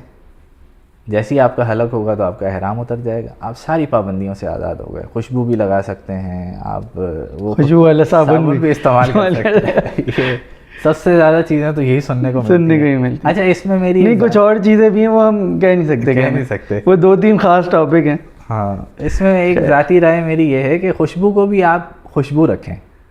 دیکھیں, آپ خوشبو سے مراد یہ ہوتا ہے نا کہ عرف عام میں جس کو خوشبو کہا جائے گا اسی کو خوشبو. اگر آپ کسی شادی بیاہ میں صابن والی خوشبو لگا کے جاتے ہیں یا صابن لگا کے جاتے ہیں تو پھر وہ کہلائے گی سادہ خوشبو کہلائے گی. تو وہ خوشبو سے اجتناب کریں کہ جو واقعی آپ کسی محفل میں لگا کے جاتے ہوں.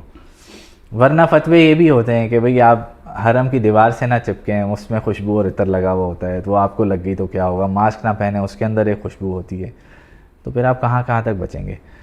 تو بہرحال جو جس کو جیسے صحیح لگے وہ طریقہ اختیار کیا جا سکتا ہے. جب آپ سے احرام کی پابندیاں اتر گئیں, یہ 10 تاریخ کا دن ہے. اب آپ کے پاس جو آخری کام کرنے والا رہ گیا ہے وہ طواف زیارہ کا ہے, اور وہ لازمی ہے. وہ اب آپ 10 تاریخ کو بھی کر سکتے ہیں. 10 کو عموماً یہ ہوتا ہے کہ ایک بڑی تعداد جاتی ہے حرم اور جا کے وہ طواف زیارہ کرتی ہے. تو عموماً رائے یہ ہوتی ہے کہ 11 کو کر لیا جائے, تھوڑا سا رش نسبتاً کم ہوگا. ہم نے تجربہ کیا تو 11 کو کیا اور بہت اچھا رہا. اور 11 تاریخ کو آپ نے اگر مثال کے طور پہ چلیں طواف زیارہ آپ 11 کو کرتے ہیں تو 11 کو آپ نے ایک کام اور بھی کرنا ہے کہ آپ نے رمی کرنی ہے نا, شیطان کو کنکریاں مارنی ہے. آپ کے ساتھ بزرگ خواتین ہیں یا مرد ہیں, آپ ان کی بھی مار سکتے ہیں کنکریاں. اب آپ نے جو کنکریاں مارنی ہیں وہ تینوں شیطانوں کو ان کو وہاں جانا, وہاں تک جانا, وہاں جانا مشکل ہو جاتا ہے, تو آپ ان کی نیت کر کے آپ جا کے وہ رمی کر سکتے. اچھا, اب رمی کا وقت اسٹارٹ ہوگا زوال کے وقت سے. اب آپ صبح میں رمی نہیں کر سکتے. 10 تاریخ کو آپ نے صبح میں کی تھی 8 بجے 9 بجے 10 بجے, اور زوال سے پہلے پہلے ختم کرنی ہوتی ہے. 10 تاریخ کی رمی زوال سے پہلے پہلے آپ نے ختم کرنی ہے. اچھا, اور شروع آپ نے کر دینی ہے طلوع آفتاب کے بعد, یعنی کہ فجر کے بعد جب آپ پہنچ جائیں. 1-1.5 گھنٹہ تو آپ کو لگے گا ہی. بس سے جا رہے ہیں تو 2-3 گھنٹے بھی لگ سکتے ہیں, پیدل جا رہے ہیں 1-2 گھنٹے 1-1.5 گھنٹہ لگے گا, ٹرین سے جا رہے ہیں تو آدھے گھنٹے میں آپ پہنچ جائیں گے. 11 تاریخ کو آپ نے رمی کا آغاز کرنا ہے زوال کے وقت. اچھا, یہ 10 کو مثال کے طور پہ اگر ہم یوں رکھیں کہ 10 کو ہم نے طواف زیارہ کر لیا تو اب ہم واپس منی آ جائیں گے. واپس منی آئیں گے رات کو, رات میں آپ طواف زیارہ سے اپنے ہوٹل بھی آ سکتے ہیں. ٹھیک ہے, ہوٹل میں کچھ آرام کر لیں, اور اس کے بعد جب رات کا وقت ہو آپ منی چلے جائیں, وہاں پہ قیام کریں. اچھا, پوری رات قیام ہے یا وہ اس کا رات کا ایک پہر جس میں آپ کہہ سکیں کہ ہاں میں نے اتنی رات گزاری ہے, جس سے رات کا ایک آپ کو احساس, ایک تہائی رات ہو جائے. 2-3 گھنٹے گزار لیں وہاں پہ. کل رات آپ کی تقریباً 4-5 گھنٹے کی ہوتی ہے, تو 2 گھنٹے بھی گزار لیں گے تو وہ کافی ہے. اچھا, یہ چیز آپ کا جو فیصلہ ہے نا کہ آپ نے رات کہاں گزارنی ہے اور کتنی دیر کے لیے, یہ آپ کا منی کا خیمہ طے کرے گا. اس کی حالت ایسی ہو جاتی ہے, بالخصوص سرکاری ہمارے جو مسلمان بھائی ہیں جب جاتے ہیں تو وہ خیمہ, ہم جیسے غریب جب جاتے ہیں وہ خیمہ آپ کو کہتا ہے کہ آپ نے رات کہاں گزارنی ہے, دن کہاں گزارنا ہے, تو وہ آپ کو خود ہی سمجھ آ جائے گی. تو اللہ کرے کہ اچھے انتظامات ہوں تو آپ کو پرابلم ہی نہ ہو, انشاءاللہ آپ خیمے میں بھی دن رات گزار سکتے ہیں. اب 11 تاریخ کو آپ نے زوال کے بعد رمی شروع کرنی ہے, اور کسی بھی وقت غروب آفتاب تک آپ کر سکتے ہیں. افضل تو یہی ہے, لیکن اس وقت گرمی بہت ہوتی ہے, اس چیز کا ہمیں احتیاط کرنی ہوگی. اور تینوں شیطانوں کو آپ نے 7 کنکریاں مارنی ہیں, اور وہ بھی بسم اللہ اللہ اکبر کہہ کے آپ نے کنکری اس تک پھینکنی ہے. اچھا, اب انہوں نے ایک وہاں پہ سسٹم ایسا بنا دیا ہے کہ نشانہ لینے کی ضرورت نہیں ہے. بہت بڑے بڑے انہوں نے اس میں پھینک بھی دیں تو نیچے چلے جاتے ہیں. وہ سسٹم ایسا ہے کہ اگر اس میں چلی گئی تو وہ اس شیطان کو ٹکرا جائے گی. گھومتے گھومتے اس کے اندر ایک جو ہے وہ جا رہا ہوتا ہے معاملہ. اور وہ شروع آپ نے میرے خیال میں بڑے شیطان سے کرنا ہوتا ہے اور پھر واپس آنا ہوتا ہے. یہ بہرحال آپ کنفرم کر سکتے ہیں. بہرحال 3 شیطان ساتھ ہی بنے ہوئے, اس میں ایک چھوٹا ہے, درمیانہ ہے, پھر بڑا ہے, اور آپ نے یہ عمل پورا کرنا ہے.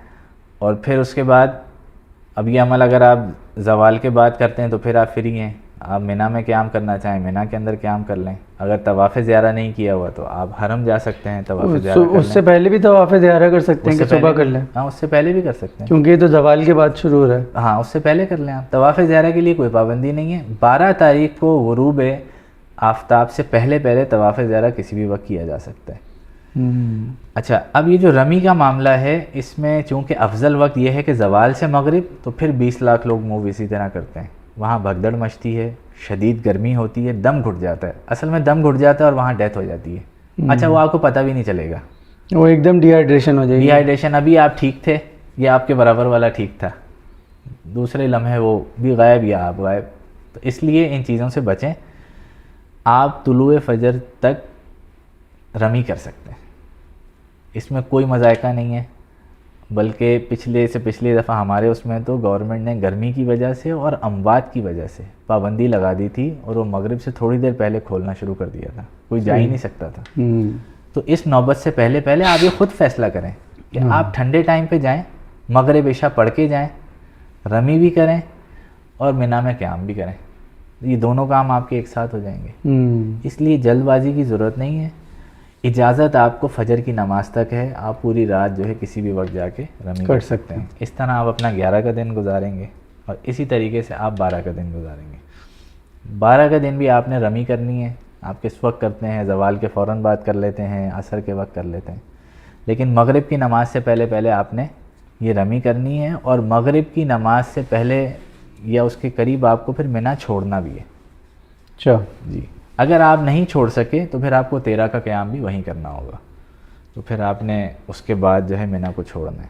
تو میرے خیال میں یہ ساری تفصیلات آ گئی ہیں۔ احرام ہمارا 10 تاریخ کو ہی اتر گیا تھا، اور باقی طواف زیارہ اور رمی کا کام رہ گیا تھا۔ طواف زیارہ جب آپ کریں گے تو اس کے ساتھ آپ نے سعی بھی کرنی ہے، لیکن سعی کے لیے لازمی نہیں ہے کہ اس کے ساتھ فوراً کیا جائے، یہ بعد میں بھی کیا جا سکتا ہے، اس کے لیے وقت کی کوئی قید نہیں ہے۔ لیکن یہ 12 تک کرنا ہے؟ نہیں، سعی کی قید 12 والی بھی نہیں ہے۔ اچھا، مثالی طور پہ کوئی 12 تک نہ کر سکے طواف؟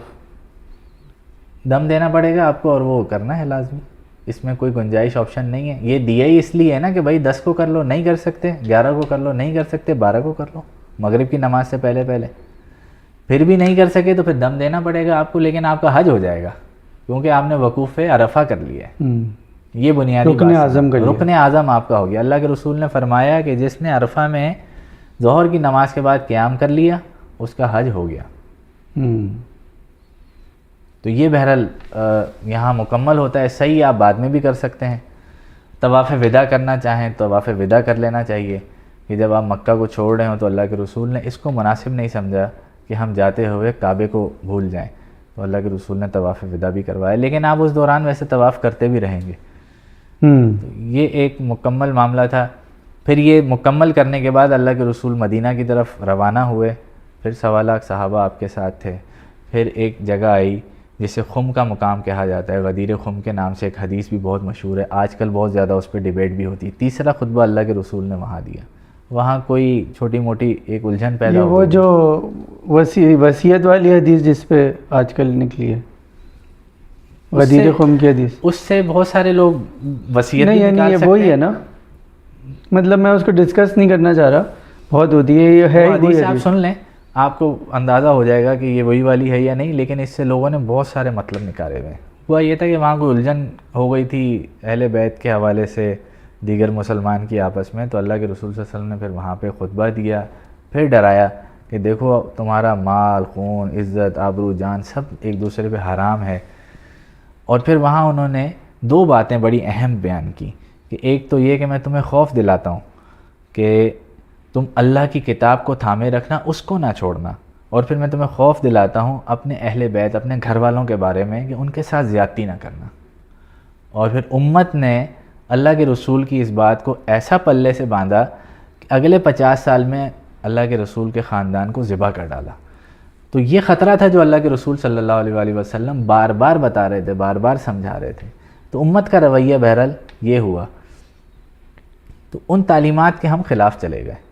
اصل میں جو ہم بات شروع میں کر رہے تھے نا، مشرکین بھی حج کیا کرتے تھے، حج تو حضرت ابراہیم علیہ السلام کی سنت ہے کہ جو یہ ساری چلی آ رہی ہے، لیکن وہ اس قدر بگڑ گئی تھی کہ جس کو ایک ایک کر کے توڑا۔ اس میں سے ایک یہ بھی تھا کہ وہ کیا کرتے تھے کہ قتل کر دیا کرتے تھے ناحق، عزت، آبرو، جان، مال کسی کی کوئی حیثیت ہی نہیں تھی، تو بار بار یہ سمجھائے کہ اس کی حیثیت ہے۔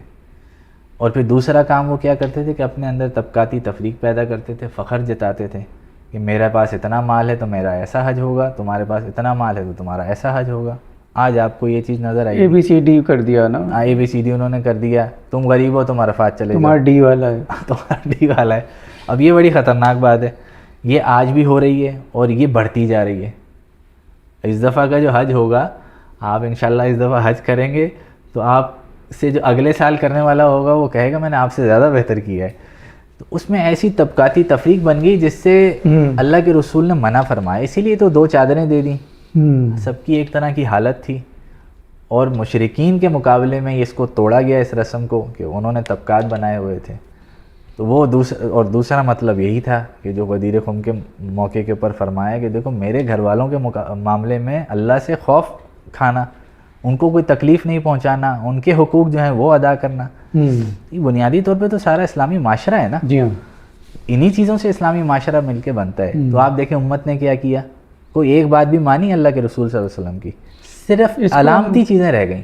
اب تو یہ، لیکن میں اس کو اس طرح دیکھتا ہوں کہ وہ جو 50 سال بچ گیا، ایک ماڈل ہمارے سامنے آ گیا، وہ شاید وہ تعلیمات اتنی مضبوط تھیں، ورنہ وہ معاشرہ تو بڑا ایک بہت بڑے جھگڑالو معاشرے سے بہتر معاشرہ بنا تھا نا۔ تو میں اس کو اس طرح دیکھتا ہوں کہ جو اتنی دفعہ حضور نے دہرائی ہیں باتیں تو اس کا اثر ایک 50 سال تک رہا. آج کے معاشرے میں اگر آپ دیکھیں تو ایک بڑا لیڈر مرتا ہے تو تیسرے دن وہ ملک کا نظام تبدیل ہو چکا ہوتا ہے. تو کبھی کبھی ہم یہ اور اکثر میں نے باہر کے لوگوں سے تو بڑی سنی تنقید کہ جی وہ تو 50 سال نہیں چلا. تو اس پہ ایک دفعہ میں ڈاکٹر صاحب اسرار صاحب کو سن رہا تھا, انہوں نے کہا تو آپ مجھے یہ بتائیں کہ 50 سال اور چلا کون سا معاشرہ, اتنے آئیڈیل طریقے سے, اور 50 سال چلا کون سا معاشرہ. تو اس کا مطلب یہ ہوا کہ ایک ایسا سسٹم پروپوز کیا گیا ہے جس نے 50 سال تو خود ہی چل کے دکھا دیا اپنے آپ کو, تو یہ دوبارہ چل سکتا ہے. اور 50 سال بعد بھی بہرحال اس کی بہت سی شکلیں باقی رہیں. جی, خد و خال رہے وہاں پہ. اور اس کے اندر انصاف موجود تھا, اس کے اندر عدالتی نظام موجود تھا, اسلامی قوانین موجود تھے. یہ سب چیزیں تو بہرحال اپنی جگہ باقی رہیں, اور خدا کا وہ پیغام تھا جو دوسرے مسلمان لوگوں تک پہنچ رہا تھا, اس کے مطابق جہاد ہو رہے تھے. تو یہ سب چیزیں بہرحال ہوتی رہیں. 50 سال تو خیر بہت ہی آئیڈیل تھے, لیکن اس کے اندر یہ جو اللہ کے رسول نے 4-5 چیزیں بتائی تھیں, اس پہ سے ہم نے کس چیز کے اوپر عمل کیا. آج اگر ہم دیکھیں ہمارے معاشرے کے اندر سود موجود ہے, کسی کی جان محفوظ نہیں ہے, کسی کا مال محفوظ نہیں ہے. حج باقی رہ گیا, ایک چیز رہ گئی جو حج باقی رہ گیا, جو خود اللہ کے رسول نے زندگی میں ایک دفعہ کیا, اور عمرہ ایک دفعہ کیا. یہاں تو لائن لگی پڑی ہے. جو اس کے اصول تھے, جو اس کے تصورات تھے, یہ چیزیں ویسے آپ کو بار بار وہاں پہ اگر ہم دیکھیں گے نا, وہاں محسوس کریں گے کہ حج کی جو روح ہے نا, حج اس سے خالی ہے. اصل میں محسوس تو جب کریں گے نا کہ جب اس طرح کی باتیں کریں گے آپ. ہاں یہ صحیح ہے. ہم 4 کلاسیں لے چکے ہیں. اچھا, اگر وہ کلاسیں میں ذہن نشین کر لوں تو مجھے محسوس نہیں ہوگا. محسوس ہی نہیں ہوگا. وہ اتنی چیزیں بتا دی انہوں نے کہ جس کی وجہ سے پھر آپ سے پوچھنی پڑ گئی نا چیزیں, کیونکہ اس کے حساب سے تو ایک میتھمیٹکس کی بک کے بغیر حج نہیں ہو رہا تھا. نہیں ہو سکتا نا, پوری کیلکولیشن ہے, پہلے چکر میں یہ دعا مانگنی ہے تو کارڈ بھی لٹکانا ہے, سب چیز. اچھا, ہم نے جتنی باتیں ڈسکس کی ہیں نا, حج اس کے علاوہ کچھ بھی نہیں ہے. اس سے زیادہ اگر آپ بنائیں گے تو آپ مشکل بنائیں گے حج کو. اس سے کم آپ کیا بنائیں گے جس میں ہم نے 4-6 چیزیں ڈسکس کی ہیں. اصل میں اس سے زیادہ جب تک آپ نہیں بنائیں گے تو وہ جو 4 خطبے تھے ان کی ضرورت نہیں رہے گی, اور جب ان کی ضرورت نہیں رہے گی تو ان صحاب کی ضرورت نہیں رہے گی, اور جب ان صحاب کی ضرورت نہیں رہے گی تو وہ کیا کریں گے یار. اب یہ تو زیادتی ہے نا. اچھا, اب یہ بات آپ نے یاد دلائی ہے نا, تو آپ کو اب یہ محسوس ہوگا کہ وہ جو صاحب ہیں نا, وہ 5 دن آپ کا پیچھا نہیں چھوڑیں گے. ٹھیک ہے, وہ آپ کے ساتھ ساتھ رہیں گے. اور میرا مشورہ یہ ہے کہ آپ نے ان کی بات نہیں ماننی, ورنہ ہم نے یہ بھی دیکھا ہے کہ جہاں اللہ کے رسول نے عمل کر کے دکھایا ہے, جمع تقدیم کا, نمازوں کو ملا کے پڑھا, ان صاحب نے منع کیا اور کہا کہ الگ الگ کر کے پڑھیں. مطلب یہ ظلم نہیں ہے تو اور کیا ہے. ٹھیک ہے, اسی طریقے سے اور بھی دیگر احکامات ہیں. تو وہ اب یہ جو معاملہ ہے زوال کے بعد آپ نے کنکریاں مارنی ہیں مغرب سے پہلے, تو اس کی وجہ سے اموات ہو جاتی ہیں, لیکن وہ صاحب باز نہیں آتے. پاکستان سے میسج آ رہے تھے ہمارے برابر والے فرد کو, ادھر بیٹھے فرد کو, یار یہ آپ کا حج نہیں ہوا. ہم نے ڈیسائیڈ کیا گروپ میں کہ بھائی ہم مغرب کے بعد جائیں گے کنکریاں مارنے 11 تاریخ کو. وہ سب راضی ہو گئے. ایک کے پاس میسیج آ گیا, اس نے پوچھ لیا ہوگا کہیں, کہ نہیں آپ کا تو یہ قبول ہی نہیں ہوگا معاملہ. پھر آخرکار گورنمنٹ کو پابندی لگانی پڑی, پھر سب کا قبول ہوا. تو یہ اگر آپ نے ان کو فالو کیا نا تو پھر مشکل ہو جائے گا, بہت زیادہ مشکل ہو جائے گا. کچھ اصول اگر حج کا مطلب یہ کہ یعنی کیا سکھا رہا ہے یہ ہمیں, یہ تھوڑا سا اس پہ ڈسکس کر لیں تو میرے خیال میں پھر ہم اس ٹاپک سے آگے چلیں گے. تو یہ چیزیں تو ہمارے سامنے تقریباً آ ہی گئی ہیں. اچھا, جو اراکین ہیں حج کے اور جو سنتیں ہیں ساری ہم نے ڈسکس کر لی ہیں. میرے خیال میں کوئی رہ تو نہیں گئی ہوگی. اگر میں بھول رہا ہوں تو کوئی سوال بھی آپ کے ذہن میں ہو تو اس سے یاد آ جائے گا. تو بہرحال اب ہم اصول کی بات کر لیتے ہیں اور اس کی اہمیت کی بات کر لیتے ہیں, اس کے مقاصد کی بات کر لیتے ہیں. اگر ہم اس کو شروع کریں نا ہمارے معاشرے سے, ٹھیک ہے, ایک فرد ہے, اس سے ملا ہوا ایک خاندان ہے, خاندان سے بنی ہوئی سوسائٹی ہے, اور وہ سب جا کے جمع ہوتے ہیں جمعے کی نماز میں اپنی مسجد میں. وہاں ان کو ایک پیغام ملتا ہے, اور اس کے بعد جب سال میں ایک دفعہ عید کا موقع آتا ہے تو پھر پوری سوسائٹیز آپس میں اور معاشرہ اور شہر مل کے وہاں پہ جمع ہوتا ہے, اور پھر وہاں اس کو وہ میسج ملتا ہے کہ اس امت کا کرنے کا کام کیا ہے. پھر اس سے ایک بڑا دائرہ ہے, وہ بڑا دائرہ حج کا دائرہ ہے. جس میں پوری دنیا کے مسلمان جو ہیں ایک جگہ جمع ہوتے ہیں اور پھر وہاں سے ان کو میسیج ملتا ہے. تو ایک اجتماعیت کا اتحاد کا اور پھر اجتماعیت کا اور پھر جو آپ کے ٹارگٹس ہیں اس امت کے کرنے کے کام ہیں وہ سارے ان کو سکھائے بتائے جاتے ہیں, جو کہ کتابوں کے اندر ہی ہیں یا باتوں کے اندر ہیں. حقیقت اس طرح نہیں ہے, لیکن تصور اس کے پیچھے یہی تھا کہ مسلمانوں کو ایک جگہ جمع کیا جائے اور وہ ایک اتحاد اور امت کے طور پہ دنیا کے سامنے آئیں. لوگ جب اس امت کو دیکھیں تو اسلام کو قبول کریں, اس کے معاشی نظام کو قبول کریں, اس کے عدالتی نظام کو قبول کریں, اس کے پورے نظام کو قبول کریں. تو ایک مثال بنانی تھی جو کہ اب بہرحال اس طرح کا وہ تصور نہیں ہے. اور اس میں ہم نے وہی خطبے کے اندر جو اللہ کے رسول صلی اللہ علیہ وسلم نے فرمائی ساری باتیں, وہ اس کے مقاصد کے اندر ہمیں سامنے رکھنی چاہیے. تو آپ کو وہاں پہ خیر ہم اس کو دوسرے انداز میں بھی دیکھ سکتے ہیں. ذاتی طور کے اوپر اگر آپ دیکھیں گے تنقیدی نگاہ سے تو آپ کو یہ نظر آئے گا کہ اس موقع پہ کہ جہاں پہ اللہ تعالیٰ نے منع فرمایا کہ کسی کو آپ دھکا بھی نہ دیں, وہاں پہ آپ کو بہت سارے لوگ دھکا دیتے ہوئے بھی نظر آئیں گے, لڑائی جھگڑے بھی نظر آئیں گے, نمازوں کے اوپر لڑ پڑتے ہیں لوگ, جگہ نہ ملنے کے اوپر لڑائی ہو جاتی ہے. وہ ہماری ذرا عقیدت میں ہو جاتا ہے, سلپ ہو جاتا ہے. لیکن یہ ایک چھوٹا پہلو ہے. اس کا بڑا منظرنامہ کیا ہے, وہ یہ کہ وہاں پہ آپ کو کثرت کے ساتھ خیر نظر آئے گا. لوگ ایک دوسرے کی مدد کرتے ہیں, لوگ ایک دوسرے کے ساتھ تعاون کرتے ہیں. ہم نے یہ بھی دیکھا شدید پیاس میں خود نہیں پیے گا پانی, آپ کو پلا دے گا. انتظامیہ گرمی کے اندر کھڑی ہے آپ کی خدمت کے لیے, اور وہ واقعی اس میں پاکستانی بھی ہیں, اس میں سعودیہ کے لوگ بھی ہیں, سب خدمت کرتے ہیں, حاجیوں کو ویلکم کرتے ہیں. تو مجموعی طور پہ تو اس کے اندر خیر بہت موجود ہے, تعاون بہت موجود ہے, جس کی طرف اللہ کے رسول نے نشاندہی کی نا کہ ایک دوسرے کی جان مال سب چیزوں کا خیال رکھنا, وہ آپ کو مجموعی طور پہ نظر آئے گا. کہیں کہیں آپ کو یہ اگر پریشانی ہوگی تو اس پہ ہمیں سوچنا چاہیے, صبر کرنا چاہیے, سمجھنا چاہیے, اور آپ اپنا حق چھوڑ دیں. آگے بڑھنا تھا آپ وہیں کھڑے ہو جائیں, دوسرے کو جگہ دے دیں, وہ آگے بڑھ جائیں. تو بہرحال یہ بھی حج کا ایک بنیادی مقصد اور پیغام ہے. مجھے اس میں نظر آتا ہے, اگر آپ اسلامی سوسائٹی یا اگر آپ یہ دیکھیں نا دنیا میں جو سسٹم چل رہے ہیں, ان سسٹم میں ایک بڑی قباحت یہ آتی ہے کہ جب آپ اس ایک مخصوص سسٹم کو ایک خاص علاقے سے اٹھا کے دوسری جگہ رکھتے ہیں تو وہ کام نہیں کرتا. پھر اس کا کبھی کبھی تو پورا کانسیپٹ ہی چینج کرنا پڑتا ہے. یعنی چائنا اور رشیا بالکل پاس پاس ہونے کے باوجود سوشلزم کی دو الگ الگ قسمیں لے کے بڑے ہوئے ہیں, اور ابھی تک چل رہے ہیں, آگے جا رہے ہیں. اسی طرح کیپٹلزم نکل کے جب امریکہ کے اندر آیا تو وہ ایک نئی شکل کے اندر آ گیا. تو اب دنیا اس تلاش میں ہمیشہ رہی ہے, چاہے وہ الیگزینڈر نے آ کے دنیا کو قتل کر کے یہ بات سمجھانے کی کوشش کی ہو, یا منگولوں نے کھوپڑیوں کے مینار لگا کے بات سمجھانے کی کوشش کی ہو, لیکن ان کے ذہن میں بھی یہ ایک بات تھی کہ اس دنیا میں ہونا ویسے ایک ہی نظام چاہیے. تو یہ ایک صحیح اور جدوجہد رہی ہے انسان کی کہ وہ یہ کوشش کرتا ہے کہ میں کون سا نظام بنا لوں جو سب اپنا لیں. تو میرے خیال میں حج میں جب ایک کالا گورا ہم جیسا کوئی مکس کلر کا اور یہ سارے آ کے ایک ہی نظام کے تحت کام کرتے ہیں, اور جیسے آپ بتا رہے ہیں کہ وہاں خیر اتنی نظر آتی ہے, تو ویسے تو سب سے بڑا میسیج یہ جانا چاہیے کہ یہی ایک سسٹم آپ کو نظر آئے گا جس میں تقریباً ساری دنیا کے لوگ ایک ساتھ جمع ہو کے ایک منظم طریقے سے رہ رہے ہیں. یہ بھی ایک بہت بڑا میسیج تو پھر یہ ہو گیا کہ یہ تم جہاں جہاں ڈھونڈ رہے ہو وہ تمہیں وہ چیزیں یہاں مل جائیں گی. بالکل, آپ کو اس نگاہ سے بھی دیکھ سکتے ہیں, اس تصور کے ساتھ بھی دیکھ سکتے ہیں. کیونکہ آپ دیکھیں نا, یہ تقریباً آج کل کے معاشروں میں بھی جس میں ہم اتنے کھلے ذہن سے پھر رہے ہیں, تقریباً ہر ملک میں تو سمجھتا ہوں پاکستان اس معاملے میں بلیسنگ ہے کہ سندھی, بلوچی اور یہ سارے مل کے ایک جگہ اسلام آباد یا کراچی پہنچتے ہیں تو ایک ہی جیسے ہوتے ہیں.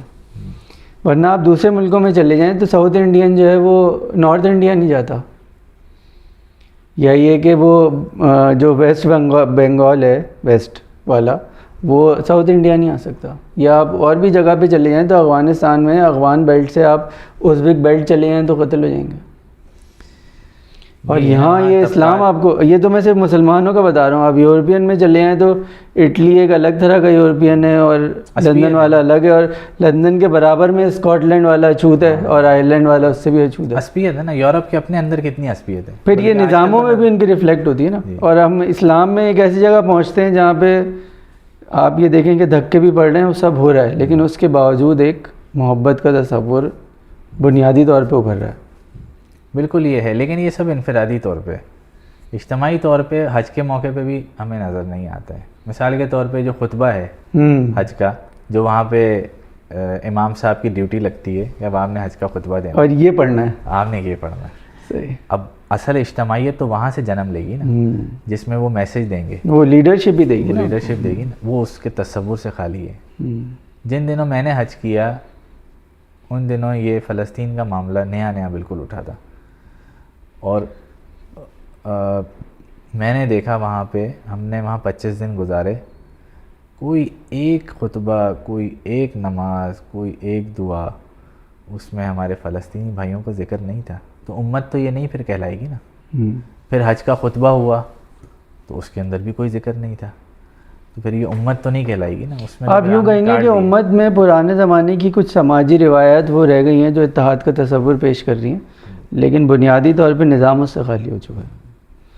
خیر یہ بات آگے نکل جائے گی. میں چاہ رہا تھا جب تھوڑی پریسائز بات کریں تاکہ جو حج سننے والے ہیں وہ اتنی ڈیوریشن میں حج سن لیں, پھر باقی بات تو ہوتی رہے گی, اور ان کو تھوڑے سے یہ طریقے بھی پتہ چل جائیں.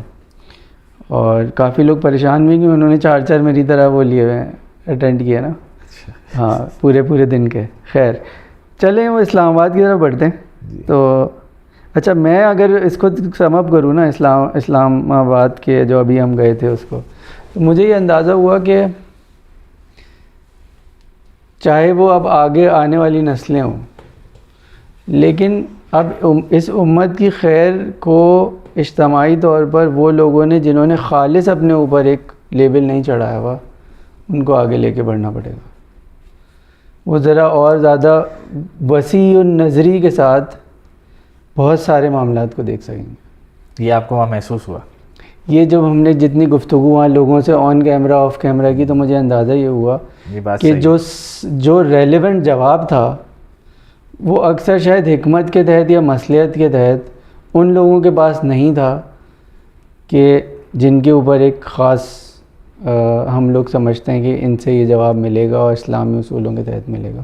وہاں کچھ ابہام تھا, اور کچھ لوگ ایسے تھے جن کے پاس ایک بالکل بلنٹ ڈائریکٹ جواب تھا جو شاید اب آگے والی نسلیں سننا چاہ رہی ہیں. یہ تو ایک جنرک تھا سارا. یہ بالکل آپ کی بات صحیح ہے, مجھے بھی یہ بات محسوس ہوئی اور خوشی بھی بہت ہوئی کہ جہاں سے ہمیں امید نہیں تھی اتنی, وہاں سے ایسا معاملہ ملا سننے کو کہ دل خوش ہوا کہ بھئی ہمارے اس طبقے کے اندر بھی نظریاتی لحاظ سے سوچ بڑی مضبوط ہے. تو اچھا, آپ اس سے یہ بھی پتہ چلا کہ بعض دفعہ آپ کا لباس, آپ کا رہن سہن, طور طریقہ وہ کچھ اور بتا رہا ہوتا ہے, تو ہم اس سے جج نہیں کر سکتے. بات کرنی پڑے گی لوگوں سے, بات کرنی پڑے گی, تو آپ کو پتہ چلے گا کہ اس کے کتنے مضبوط اس کے تھاٹس ہیں. اچھا, پھر ایک اور چیز مجھے یہ سمجھ میں آئی, آپ کو یاد ہوگا ہم جب گئے تھے ہم نے 1-2 صاحب سے پوچھا بھی تھا کہ یہ اسلامی سوال آپ سے کر لیں, تو وہ ان کو اچھا لگا تھا, وہ برا نہیں لگ رہی تھی بات.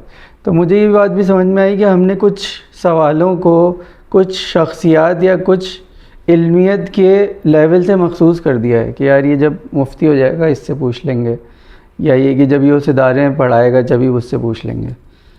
جبکہ یہ بات عموماً ایک اچھے علمی ذہن رکھنے والے انسان سے پوچھنے کی ہے کہ اسلامی نظام کیا ہوتا ہے, اس کی ریاست بننی چاہیے یا نہیں بننی چاہیے, اس کے علم میں ہم کہاں کھڑے ہیں. صحیح کہہ رہے ہیں. اس پہ میں ایک چیز ساتھ بھی سوچ رہا تھا, پتہ نہیں کس حد تک صحیح ہے یا نہیں ہے, کہ آپ یوں دیکھیں کہ اکابر صحابہ تو بہت سارے تھے, اور ہمیں یہ بھی پتہ چلا کہ بدری صحابہ کے لیے تو حضور نے ایک خاص ٹریٹمنٹ رکھا کہ بھائی یہ تو میرے بدری صحابی ہیں, یہ تو بہت ہی اونچے درجے کے اوپر ہیں. تو یہ درجہ تو ہمیشہ موجود رہا, لیکن جس طرح اسلام نے اپنی ریاست کی شکل اختیار کی تو بہت سارے انتظامی معاملات میں مشورے ان سے لیے گئے جو کہ بہت بعد میں مسلمان ہوئے تھے, لیکن وہ اس چیز میں بڑے ماہر تھے. اور اس کو اگر ہم کمپیئر کریں کہ اگر وہ مشورے کہیں اور سے لیے جاتے تو شاید خلوص کا تو کوئی لیول ہی نہیں ہے نا جو وہاں ہوتا، لیکن وہ مشورہ شاید اتنا کارآمد نہیں ہوتا. بالکل ایسے. تو یہ مجھے لگتا ہے کہ ہمیں بھی ایک ایسے اسٹریٹجک شفٹ کی ضرورت ہے کہ جہاں پہ اچھا اب اس میں جو چیز کامن تھی وہ کیا تھی کہ جو جیسے آپ نے بات کی نظریات میں اختلاف نہیں تھا، ان کی اکابر ہونے میں یا یہ کہ ان کا دیر سے یا پہلے مسلمان ہونے میں ایک اختلاف ضرور تھا، لیکن بہرحال وہ حضور کے تربیت یافتہ لوگ تھے تو ان کے نظریات جو تھے وہ اسی طرح، وہ اصول وہیں موجود تھے. تو بس اس چیز کو پکڑ کے جو جس چیز میں کے لیے مخصوص تھا اس سے مشورہ لیا گیا. تو اگر میں اس طرح دیکھوں کہ حضرت عمر بن عاص تھے تو جس طرح انہوں نے مصر فتح کیا اس پہ کتابیں لکھی گئیں کہ جنگ کیسے لڑی جاتی ہے. پھر حضرت خالد بن ولید بھی بہت بعد کے مسلمانوں میں سے ہیں، ان کو سیف اللہ بنا دیا.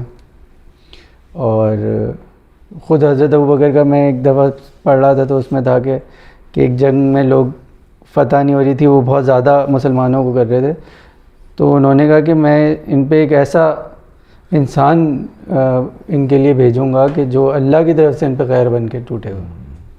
وہ حضرت خالد بن ولید کو بھیج دیا انہوں نے، جبکہ بے شمار اکابر صحابہ جو شاید شمشیر زنی میں اس سب میں ماہر تھے وہ موجود تھے اس وقت. تو اب مجھے لگتا ہے کہ ایک اسٹریٹجک شفٹ ہمیں بھی اپنے ذہنوں میں کم سے کم چلے نظام سے آگے نکل کے، کیونکہ میرے 2-3 بت ٹوٹے وہاں جا کے کہ مجھے لگتا تھا کہ میں یہ سوال جس شخص سے کروں گا وہ اس کے لیے موضوع ہوگا، وہ دوسری بات شاید زیادہ بہتر بتا رہا تھا. آپ داڑیاں ناپ کے گئے تھے نا تھوڑی چلیں وہ اگر اس کو مخصوص نہ بھی کریں داڑھی پہ تو میں مطلب ہمارے ذہن میں آپ یہ لازماً کہیں گے کہ ایک نقشہ ہوتا ہے کہ یہ کچھ سوال ان لوگوں سے پوچھنے کے ہیں، اب ان چیزوں کے بہتر جواب کہیں اور سے ملے. صحیح بات ہے، یہ تو اس میں تو کوئی شک والی بات ہی نہیں ہے. اس کو میں ایک آپ کو مثال سے سمجھاتا ہوں کہ اگر ایک داڑھی نہ ہو نا کسی فرد کی تو آپ اس کو مسجد کا امام نہیں بناتے. اگر اس کی داڑھی چھوٹی ہے یا میری جیسی ہے یا آپ کی جیسی ہے تو اور وہ کھڑا ہو جائے تو آپ اس کو پکڑ کے پیچھے، یار وہ پیچھے بڑی داڑھی والے ہیں، بڑی داڑھی والے کو آپ آگے کر دیتے. صحیح ہے. اور اس مسجد کے امام کا یہ تقدس ہے. اور جب آپ پوری ملک کا کسی کو امام بنانے کی کوشش کرتے ہیں تو اس میں آپ داڑھی جس کی لمبی ہو اس کو پیچھے کر دیتے ہیں اور جس کی داڑھی ہے ہی نہیں اس کو آگے کر دیتے ہیں. اور پھر یہ بھی کہتے ہیں کہ اگر اس نے سجدہ تعظیمی کیا تھا تو صحیح ہے. ہاں وہ پھر خیر بات وہ، لیکن وہ یہاں تک بھی ہو جاتا ہے. کہتے ٹھیک ہے. اس سے پتہ یہ چلا کہ جو کم داڑھیوں والے ہیں نا وہ آج کل زیادہ میرے خیال میں اس نظریاتی جد و جہد کے اندر آگے بڑھ چکے ہیں. ان بڑی ویسے اچھا نہیں لگتا یہ بات ہم زیادہ داڑھی پہ کریں، لیکن جن کی ذمہ داری تھی ان سے اب وہ آگے بڑھ گئے ہیں. یہ زیادہ بہتر ہے. بالکل اقبال نے شاید اس بات کو بہت پہلے محسوس کر لیا تھا کہ جوانوں کو پیروں کا استاد کر، خرد کو غلامی سے آزاد کر، جوانوں کو پیروں کا استاد کر. ہماری بھی ایسے خرد جو ہے وہ اسلام آباد جا کے کچھ ٹھیک ہوئی، غلامی سے آزاد ہوئی ہے. تو یہ دور تو آ گیا ہے. تو اور ہمیں اس کو اسلام آباد میں ہم نے یہ محسوس بھی کیا. اب یہ جو ہم گفتگو کر رہے ہیں پتہ نہیں سننے والے اس کو کنیکٹ بھی کر پا رہے ہوں یا نہیں، ہم کیا بات کر رہے ہیں تھوڑا سا اگر وہ یوں آ جائیں گے اس کے اوپر آہستہ آہستہ. ایک اس میں چیز یہ ایڈ کر رہا ہوں کہ شاید ہم جن کے بارے میں بات کر رہے ہیں انہیں بھی احساس نہیں تھا اس بات، نہ ہے ابھی تک کہ وہ ان چیزوں کے بہتر جواب دے رہے ہیں. اور شاید وہ جو سوال ہم ان سے کر رہے تھے وہ ان سے پہلے کسی نے کیے بھی نہیں ہیں. ہو سکتا ہے، لیکن تو وہ ڈیپ ڈاؤن نظریہ دفن تھا، وہ اس سوال سے نکلا. مطلب 1-2 جگہ مجھے ایسا لگا کہ جب ہم نے پوچھا تو ایسا لگا کہ وہ پرانا، جیسے ایک صاحب نے بتایا کہ بچپن میں نے تفہیم پڑھی تھی، تو اب وہ اب نکل کے آیا کہ ہم نے اس طرح کیا. تو شاید وہ جن کے بارے میں بات کر رہے ہیں انہیں بھی اس کا احساس نہیں. اس پہ بھی وہ کبھی خالد صاحب اقبال کا ایک شعر سناتے ہیں کہ وہ اس کو پتہ بھی نہیں ہے ابھی کہ وہ کیا چیز ہے. شاطر کا ارادہ نہیں، شاطر کے ارادے بھی تو کہیں اور چلے جاتے ہیں. یعنی کہ وہ یہی ہے کہ جیسے حضرت علی کا بھی تھا نا کہ جو نہیں جانتا کہ جانتا ہے جو وہ جانتا ہے، یہ اب اس کیٹیگری میں آتے ہیں. صحیح ہے. تو اس کو بتاؤ. تو کبھی کبھی یہ جو شاید اتنا علمیت میں اس سے آگے نہیں ہوتا، کبھی کبھی اس کا صرف یہ کام ہوتا ہے کہ جو نہیں جانتا کہ وہ جانتا ہے جو وہ جانتا ہے، اس کو بتا دیا جائے کہ بھائی آپ جانتے ہیں. صحیح بات. یعنی یہ میں اس کو اس لہجے میں کہنا چاہ رہا ہوں کہ جب ہم نے سوال پوچھے تو خوشگوار حیرت کے ساتھ ایک بہتر جواب ملا. اصل میں سوال اسی طرح کی چیزوں کو جنم دیتا ہے نا, وہ پھر ہیرے کو تلاش دیتا ہے. آپ نے سوال کیا ان سے, حالانکہ ہمیں ایکسپیکٹڈ نہیں تھا کہ وہ اس طرح کا جواب دیں گے, لیکن انہوں نے وہ بات کی کہ جو ہمیں بچپن سے پڑھائی جاتی تھی, یعنی کہ پڑھانے سمجھنے بتانے کے بعد ہم اس جگہ پہ پہنچے تھے, اور بالکل من و عن وہی بات انہوں نے کی. ہمیں یہ سکھایا جاتا تھا کہ پاکستان ہم نے اللہ رب العالمین سے وعدہ کر کے حاصل کیا کہ ہم یہاں پہ تیرے دین کو نافذ کریں گے, اور بعد میں ہم نے وعدہ خلافی کی. آپ دیکھیں اس پوڈ کاسٹ میں ان صاحب نے سیم یہی الفاظ ادا کیے. اس کا مطلب پیچھے ایک نظر, بلکہ شاید اور سخت کیے گئے, ہم نے تو دھوکہ دیا, ہم نے دھوکہ دیا ہے, تو کیا اس دھوکے کی سزا نہیں ملے گی ہمیں؟ ہم جو آج جن حالات سے دوچار ہیں اسی سزا کے نتیجے میں ہیں, اور اگر بڑھ رہے ہیں تو پھر اسی طرف بڑھ رہے ہیں اپنے رب کے اس وعدے کی طرف, تو ہمیں کامیابی مل رہی ہے نا. ہم نے اللہ کا نام لے کے جب وہ چلایا تیر, تو آپ دیکھیں کہ جو ساؤتھ ایشیا کا سب سے بڑا ٹھیکیدار, چوکیدار اور بدماش تھا, آج اس کی حالت تو دیکھیں آپ. اسی کے اندر آپ مزید آگے ترقی کریں گے, اس نظریے کے اندر مزید آپ آگے بڑھ جائیں گے. اور جب آپ یہ نعرہ لگائیں گے کہ سب سے پہلے پاکستان, تو پھر امت تو کٹ گئی, تو پھر وہ دین کہاں گیا جس کو ہم نے نافذ کرنا تھا. اچھا, اس سے پھر یہ بھی ہمیں پتہ چلا کہ بھئی یہ پاکستان جو ہے اسلام کی تجربہ گاہ ہے. اس ریاست نے بنیادی طور پہ کلمہ پڑھا ہے, اور وہ اسلامی نظام کی اب جو ہے علم بردار بن گئی ہے وہ ریاست. تو اس کو یہ کام کرنا ہے, اور ہماری ذمہ داری یہ ہے کہ ہم اس ریاست کے اندر رہتے ہوئے اس کام کی جدوجہد کو تیز کریں, بجائے اس کے کہ ہم اس ریاست کو چھوڑ کے کہیں اور چلے جائیں. یہی کہ ہم کہیں گے کچھ عرصے کے بعد تو صحیح ہو جائے گا, سب صحیح ہو جائے گا, یا کچھ جدوجہد. خیر یہ پھر یہ اب مینشن کر ہی دیتے ہیں, یہ تو خیر میرے خیال میں ہم سلمان جاوید صاحب سے ملا رہے ہیں نا. جی جی.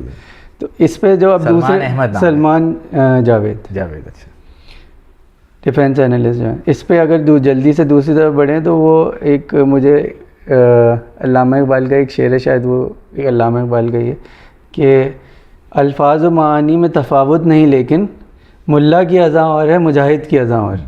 تو اگر ہم بڑھیں علی حمزہ بھائی کی طرف, تو شاید ہم نے اسی سے ملتا جلتا نا, پرواز ہے دونوں کی اسی ایک جہاں میں, کرگس کا جہاں اور ہے شاہی کا جہاں, اور شاہی پہ پہنچ گئے. جی ہاں, ڈائریکٹ شاہی پہ ہی پہنچا دیا. تو علی حمزہ بھائی جو تھے وہ مجھے یوں اندازہ ہوا کہ انہوں نے جو باتیں کی شاید وہ اتنی ڈیپتھ میں نہیں تھیں, یا ہم نے پوچھی بھی نہیں, خیر ان سے ہم کچھ اور گفتگو کر رہے تھے, لیکن وہ بھی اپنے میسج میں بڑے بلنٹ اور کلیئر تھے کہ بھئی یہ اس طرح ہوتا ہے. اور کچھ لوگ ہوتے ہیں جو شاید ان کا کام بھی ایک اس ادارے میں رہ کے ایک لمیٹڈ اس کے اندر ہو جاتا ہے, لیکن اس میں ان کا ویژن بڑا کلیئر ہوتا ہے کہ یہ ہمیں تو یہاں تک جانا تھا تو ہم یہ نہیں گئے. تو یہ بھی اس کیٹیگری میں آتے ہیں واقعی میں کہ وہ اذان کا کہ جو فرق تھا نا وہ ان کے جوابوں میں واضح نظر آ رہا تھا. ہماری جو پیشہ ور فوج ہے نا, پیشہ ورانہ صلاحیتیں جو ہیں اس کی گٹی میں اور تربیت میں یہ بات شروع سے ڈالی گئی ہے. اس کو آ کے کوئی جتنا مرضی تبدیل کرنا چاہے, یہ اتنی آسانی سے الحمدللہ تبدیل ہو نہیں سکتی. اس لیے آپ نے دیکھا کیسا ایک دم اتنا بڑا شفٹ آ گیا. تو جب آپ اس جذبہ جہاد کو, شوق شہادت کو سامنے ہی نہیں رکھیں گے, فوج آپ کی تیاری نہیں ہو سکتی. آپ مجھے بتائیں کہ جب ہم انڈیا سے جنگ کرتے ہیں تو پیچھے جذبہ کیا ہوتا ہے؟ صحیح بات ہے, ہمارے پاس تو رافیل بھی نہیں تھے. ہاں, تو اصل میں تو پھر یہ فرد کام کرتا ہے نا, اور وہ فرد جو ہے بہرحال وہ الحمدللہ آج اس حوالے سے بڑا اطمینان ہے کہ وہ اسی نظریے کو سامنے رکھ کے چل رہا ہے. یعنی کہ وہ ایک تو شوق جہاد نظر آیا کہ یار انہوں نے جیسے ایک بات کی کہ یار یہ میرے لیے تو بے عزتی کی بات ہے کہ ایک میزائل بھی پاکستان کی طرف آ جائے, اور پھر اس کے ساتھ جو انہوں نے ہر دفعہ کسی صورت کو یا کسی حدیث کو لنک کیا, وہ ایک خوشگوار حیرت تھی کہ یار یہ بھی ہوتا ہے. تو وہ ایک مجھے لگتا ہے کہ وہ بہت اچھا ان کے ساتھ بھی رہا. ان کی جو پیشہ ورانہ صلاحیتیں تھیں یا جو معلومات تھیں وہ ہمارے سامنے آئیں, اور وہ اس کو ہر مقام پہ اس سے جوڑتے رہے اپنے مقصد سے جوڑتے رہے. تو یہ بہت اچھی بات ہے. تو ابھی انہوں نے مجھے جو کتاب دی تو میں نے دیکھا کہ اچھا یہ ہماری کتابوں میں بھی نہیں ہوتا, ہم بھی لکھ رہے ہوں یا پڑھ رہے ہوں تو اکثر اب یہ ایک لفظی صنائی کہہ لیں یا یہ کہ وہ اس کی خوبصورتی کے لیے یا ایک نارم بن گیا. بہرحال ہے تو اچھی چیز کہ میں نے دیکھا پھر اکثر ان کی کتابیں بھی اس طرح شروع ہوتی ہیں کہ جب انہوں نے مجھے کتاب دی اس میں لکھا ہوتا کہ وَلَا تَقُولُوا لِمَن يُقْتَلُ فِي سَبِيلِ اللَّهِ أَمْوَاتٌ بَلْ أَحْيَاءٌ وَلَٰكِن لَا تَشْعُرُونَ. تو یہ اس سے وہ کتاب شروع ہو رہی تھی. زبردست. یعنی اس کا وہ سرورق کے بعد کا جو صفحہ ہوتا ہے وہ تھا. تو اب دیکھیں یہ اس حد تک نارمز میں کہیں نہ کہیں وہ کلچر ان کے ہاں مل جاتا ہے. ہم اگر اپنی جنرک کتابیں دیکھیں تو ہمیں وہ کبھی اشتیاق احمد کی کتاب میں ایک حدیث نظر آتی تھی, وہ بھی وضو طہارت سے ریلیٹڈ, یہاں نہیں پہنچتے تھے. اصل میں تحریری ان چیزوں کی بڑی اہمیت ہوتی ہے. نیچے آپ کی باقی چیزیں جتنی بھی ڈسٹرب ہو جائیں, لیکن آپ کا آئین, آپ کا قانون, آئین اور قانون کی اتنی اہمیت کیوں ہوتی ہے؟ اسی لیے ہوتی ہے نا. آج 73 کے آئین پہ عمل تو نہیں ہو رہا, لیکن اس کو بچانے کے لیے پوری قوت لگائی جا رہی ہے کہ خدا نہ خواستہ یہ بھی چلا گیا تو پھر دوبارہ بنانا ایک مشکل کام ہے. تو یہ آئینی جدوجہد تو ہماری اس فوج کے حوالے سے مکمل ہے الحمدللہ. افراد اچھے برے آتے رہتے ہیں, یہ اتنا بڑا ایشو نہیں ہے, لیکن آپ کو اچھی قیادت ملی تو ہم نے آگے بڑھائے قدم. تو یہ جو ہماری روایات ہیں, جو ہمارے اقدار ہیں, وہ الحمدللہ قائم ہیں اور وہ مضبوطی کے ساتھ اس کے اندر اضافہ ہو رہا ہے. مزہ آیا یعنی کہ نا یہ ایک چلیں یہ کہہ سکتے ہیں ہم کہ وہ فیض کا شعر تھا کہ حلقہ کیے بیٹھے رہو اس شمع کو یارو, ایک روشنی باقی تو ہے ہر چند کے کم ہے. تو بہرحال ایک اگر دیا جل رہا ہو تو دوسرا دیا جل سکتا ہے. نئے سرے سے آگ جلانا ایک مشکل کام ہو جاتا ہے. تو بہرحال وہ جلا ہوا دیا تو نظر آیا. یعنی ہم یوں کہیں کہ یار ہم ان کے طرفداری ہو رہے ہیں, تو اس کو اگر ہم مائنس بھی کریں تو کم سے کم یہ بات کہنے میں شاید حق بجانے پہ ہیں کہ ہمیں ایک روشنی کا جلتا ہوا کرن بھی نہیں جلتے ہوئے کچھ دیے تو نظر آئے ان کی گفتگو سے. حالانکہ ہم ان دونوں حضرات سے اس حوالے سے تو نہیں ملنے گے, بلکہ ہم نے آپ کو یاد ہوگا کہ پہلے پوچھا بھی تھا کہ ہم آپ سے ایسے کچھ سوالات کریں گے تو آپ کی اجازت ہے, تو انہوں نے تو بڑے کھل کے کہا کہ یار کر لیں. خیر, تیسری شخصیت پہ تو ابھی کیا بات کریں, سراج الحق صاحب جو ہیں وہ تو انہوں نے تو شرمندہ کرنے کی حد تک مہمان نوازی کی ہے. یعنی چلیں آپ کو تو شاید ایک دو ملاقاتیں بھی رہی ہیں, ایک بالکل اننون آدمی کو اپنے ہاتھ سے پکڑ کے پراٹھے کھلائے انہوں نے, اور وہ خیر مزے کے بھی تھے. لیکن یہ کہ وہ بڑے لوگوں کا مجھے لگتا ہے کہ ایک ہوتا ہے نا کہ آپ کسی کے دل میں اس طرح گھر کرتے ہیں کہ آپ کو اس کے عقلی دلائل سے اطمینان ہو جاتا ہے, یہ ایک کام ہے. لیکن یا شاید یہ کہ آپ اس سے اس کے دماغ میں گھر کر لیں گے. میرے خیال میں بڑے لوگوں کا یہ کام ہوتا ہے کہ وہ آپ کو نا اپنی عادات سے کم اپنا عزت, مطلب آپ اتنا کر دیتے ہیں کہ آپ ان کی عزت کرنا شروع کر دیں. بے شک آپ ان سے اختلاف کریں, آپ شاید ان کی بات نہ مانیں, لیکن وہ کچھ ایسا کر دیتے ہیں کہ وہ آپ کو نا آپ زندگی میں کبھی کچھ الب غلب کہنے سے پہلے 100 دفعہ سوچنا پڑے گا. صحیح بات ہے. اور وہ سمپل کچھ معمولی جیسچرز تھے جو شاید میرے خیال میں ہم بہت ہی زیادہ احسان فراموش ہوں گے تو بھول جائیں گے. بالکل صحیح بات ہے. لیکن میں اس سے بڑھ کر ان کی جو گفتگو ہے اس کو اہمیت دوں گا کہ اس سے بھی بڑھ کے آپ ان کی گفتگو دیکھیں کہ کتنی زبردست, بیلنس اور قابل عمل تھی, بالخصوص آج کل کے حالات کے اندر. باقی چیزوں میں ہم نے دیگر جگہ جو گفتگو کی اس میں بہت سارے تکرار کے نکات مل رہے تھے, بحث ہو سکتی تھی, لیکن سراج صاحب نے جو گفتگو کی اس میں ہمیں یہ بہرحال اندازہ ہوا کہ یہ ایک بات ایسی ہے کہ جو قابل تقلید ہے. اچھا, مجھے ایک اور اچھی بات لگی جو میں نے اکثر علماء میں دیکھی کہ تھوڑی سی مشکل ہو جاتی ہے. آپ کو یاد ہوگا میں نے ان سے پوچھا کہ میں اب یہاں سے تکرار شروع ہو جائے گی, تو انہوں نے بڑی فراغ دلی سے کہا تو آپ پوچھیں, جبکہ مجھے یہ لگ رہا تھا کہ یار یہ کہیں گے ایک تو ٹائم بھی دے دیا, وہ بھی ارجنٹ نوٹس پہ وہ بحث بھی کر رہا ہے آگے. لیکن یہ بڑا اچھا لگا کہ انہوں نے کوشش کی کہ اگر کوئی آیا ہے تو مطمئن ہو کر جائے. تو بہت اچھی ملاقات رہی ان سے بھی الحمدللہ. اب ایک آخری جو گیسٹ تھے اصل میں جن کی وجہ سے ہم گئے تھے خالد صاحب, ایک تو یہ کہ مجھے یہ لگتا ہے کہ سیاست پر اب کچھ ایسے لوگ ہیں کہ جو بہرحال ایک جامع نظریہ پیش کر رہے ہیں. ان میں مجھے نظر آتا ہے کہ آپ خالد صاحب کو ایک علمی حیثیت کے ساتھ جب سیاست میں رکھتے ہیں تو بہت سارے لوگوں کو ان کی بات سمجھ آتی ہے. یعنی کہ یہ مجھے فرق یہ لگتا ہے کہ ایک علمی شخصیت ہے, جب وہ خالص اسلام کے مذہبی امور پہ بات کرتی ہے تو آپ کہتے ہیں کہ یہ بات کی جا سکتی ہے ان سے, لیکن جب وہ دینی معاملات اور سیاست کے اوپر آتی ہے تو آپ کہتے ہیں یار کہاں کی آنکھ رہا ہے, اس کو تو پتہ ہی نہیں ہے کہ رومن امپائر میں کیا ہوا اور سوشلزم کیا ہے اور فلاں کیا ہے. لیکن آپ جب خالد صاحب سے بات کرتے ہیں تو بہرحال آپ کو یہ اندازہ ہوتا ہے کہ ایک تاریخ کا احاطہ کر کے ایک انسان اب جب گفتگو کر رہا ہے تو وہ گفتگو تاریخ کے حوالے کے ساتھ ہے. بالکل اس میں کوئی شک نہیں ہے. خالد صاحب بڑی علمی شخصیت ہیں, بڑا ان کا اس حوالے سے مطالعہ ہے, تاریخ بھی ان کے سامنے ہے, اسلامی تاریخ بھی ان کے سامنے ہے. تو وہ جب ان سب چیزوں کو ملا کے مستقبل کے حالات کے حوالے سے سب چیزوں کے اوپر جب گفتگو کرتے ہیں تو بہرحال بڑی ایک مضبوط بات ہو جاتی ہے. لیکن جو مجھے سب سے بہتر بات ان کی لگی, مجھے جو سب سے بہتر بات ان کی وہ لگی جس کو میں نے کہیں اور نہیں دیکھا, وہ یہ کہ انہوں نے اپنی جد و جہد میں بہت زیادہ اعلیٰ ظرفی کا اظہار کیا ہمارے سامنے. کہ انہوں نے کہا کہ بھئی میں اس جد و جہد کو کر رہا ہوں اور مجھے امیر بننے کا شوق نہیں ہے, کوئی اور آگے بڑھ کے اس کی قیادت کو سنبھالنا چاہتا ہے تو میرے راستے کھلیں, ورنہ دیگر احیائی تحریکیں بھی جتنی ہیں, اقامت دین کی بھی تحریکیں ہیں, انہوں نے اتنی سختی پیدا کی ہے کہ جیسے کسی اور کی کتاب بھی اندر داخل نہیں ہونا. میں تنظیم اسلامی کی بات کرتا ہوں, کوئی ڈھکی چھپی بات نہیں ہے, آپ چاہے تو اس کو کاٹ دیجئے گا.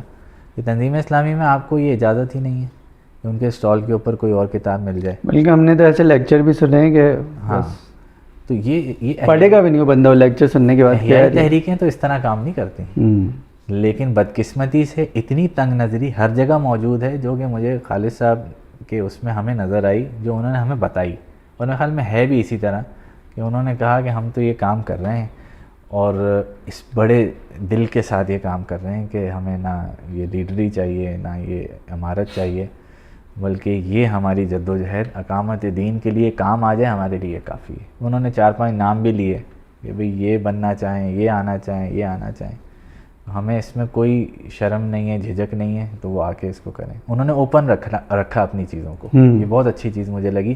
باقی جتنی چیزوں پہ گفتگو ہوئی اس میں سمجھتا ہوں کہ ان سے اختلاف بھی کیا جا سکتا ہے. ہاں, میں وہ بھی بات اس لیے کرنا چاہ رہا ہوں کہ اب یہ فورم ہمارا ہے, میرے خیال میں ہم نے ادھر باتیں اس لیے نہیں کی کیونکہ کسی کے مہمان ہوں اور وہ آپ کو وقت بھی دے دے, اور ظاہر ہے وہ صاحب رائے بھی ہو اور قداور شخصیت بھی ہو, تو ہمیں بات کرنا بنتا نہیں. ہاں, تو میں ہمیں ہو جائے خامہ خواہ میں.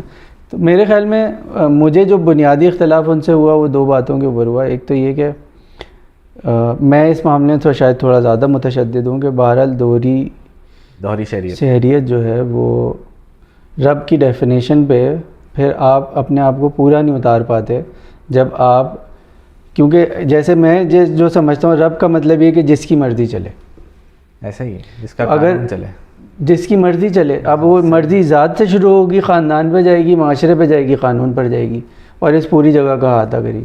تو جب آپ قانون کسی اور کا مان لیں تو پھر آپ رب کس کو مان رہے ہیں؟ اسی کو مان رہے ہیں. اور دوسری چیز کا مجھے جو اختلاف ہوا وہ ان کی جد و جہد سے ہوا کہ اگر ہم تحریک کو, جیسے انہوں نے بنیادی آرگیومنٹ یہ دیا تھا جس پہ بات ہو سکتی تھی, اور لیکن اتنی لمبی بات بھی ہو گئی تھی کہ پھر مزید کیا بات ہوتی, اور یہ بات بھی تھی کہ کیوں تکرار کریں. وہ یہ تھی کہ انہوں نے کہا کہ جو شاطر ہے وہ انتخابات میں پوری طرح گھس چکا ہے اور وہ انتخاب کے ذریعے کسی بہتر چیز کو اوپر نہیں آنے دے گا. تو اور انہوں نے ایک نظریہ یہ پیش کیا کہ تحریک کے ذریعے ہوگا. تو میرے ذہن میں صرف یہ تھا کہ تو شاطر جو ہے وہ تحریک کو اوپر کیوں آنے دے گا, یا وہ اس کو اس وقت تک اوپر آنے دے گا جب تک اس کا فائدہ ہو. پھر وہ خالد رحمان کو جو ہے وہ پریزیڈنٹ بنا کے شاطر سائڈ پہ ہو جائے گا, طارق رحمان کو. ہوئے یہ کوئی اور آ گئے. تو خیر, تو یہ ہوگا.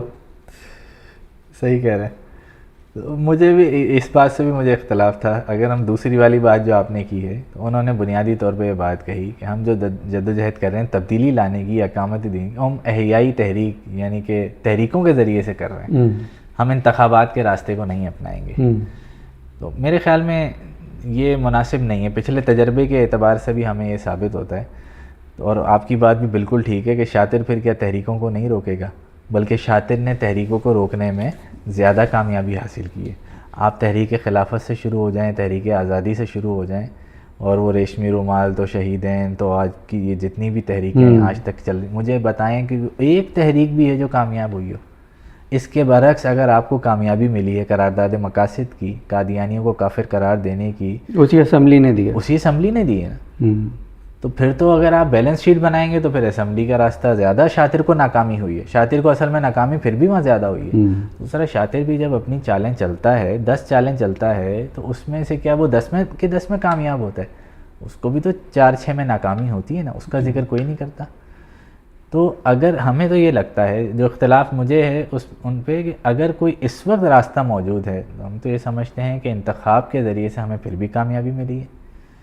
اور اس میں ہمارے پاس ترکی کی مثال ہے, اس میں ہمارے پاس بنگلہ دیش کی مثال ہے, اس میں ہمارے پاس کراچی کی سٹی گورنمنٹ کی مثال, کراچی کی مثال ہے. جتنا تھوڑا بہت بھی اگر خیر کا کام ہوا ہے تو اسی تھوڑے عرصے میں ہوا نا. اب میں جیسے یہ چھوٹی بات لگتی ہے سٹی گورنمنٹ لوگوں کو کہ آپ ایک شہر تک آ گئے, لیکن میں ایک سوال سامنے رکھنا چاہتا ہوں کہ اگر ہم نے بھی اپنے بچپن سے کچرا ہی دیکھا ہوتا تو آج ہم جد و جہد کس چیز کی کر رہے ہوتے؟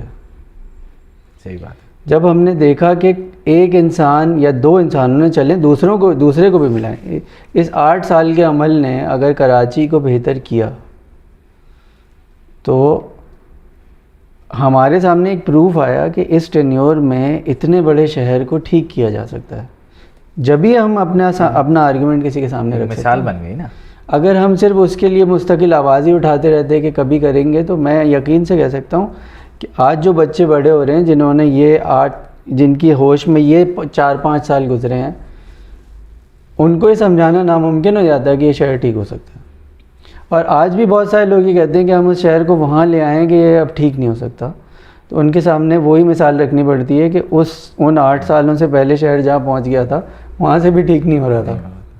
اور واقعی کیسا انقلابی کام ہوا. اور کیونکہ جیسے آپ نے بھی شاید پچھلی دفعہ ایک بات کی تھی نا کہ خالد صاحب نے بھی اس پہ ایک بات کی تھی کہ انصاف سے شروع ہوتا ہے اسلامی معاشرہ جو ہے, اور انہوں نے تو خیر پہ اس کو مغرب سے بھی جوڑا اور کہا کہ اس کی کور جو ہے وہ اسلامی ہے, لیکن بہرحال وہ ان کا مین آرگومنٹ یہ تھا کہ وہاں انصاف ہے.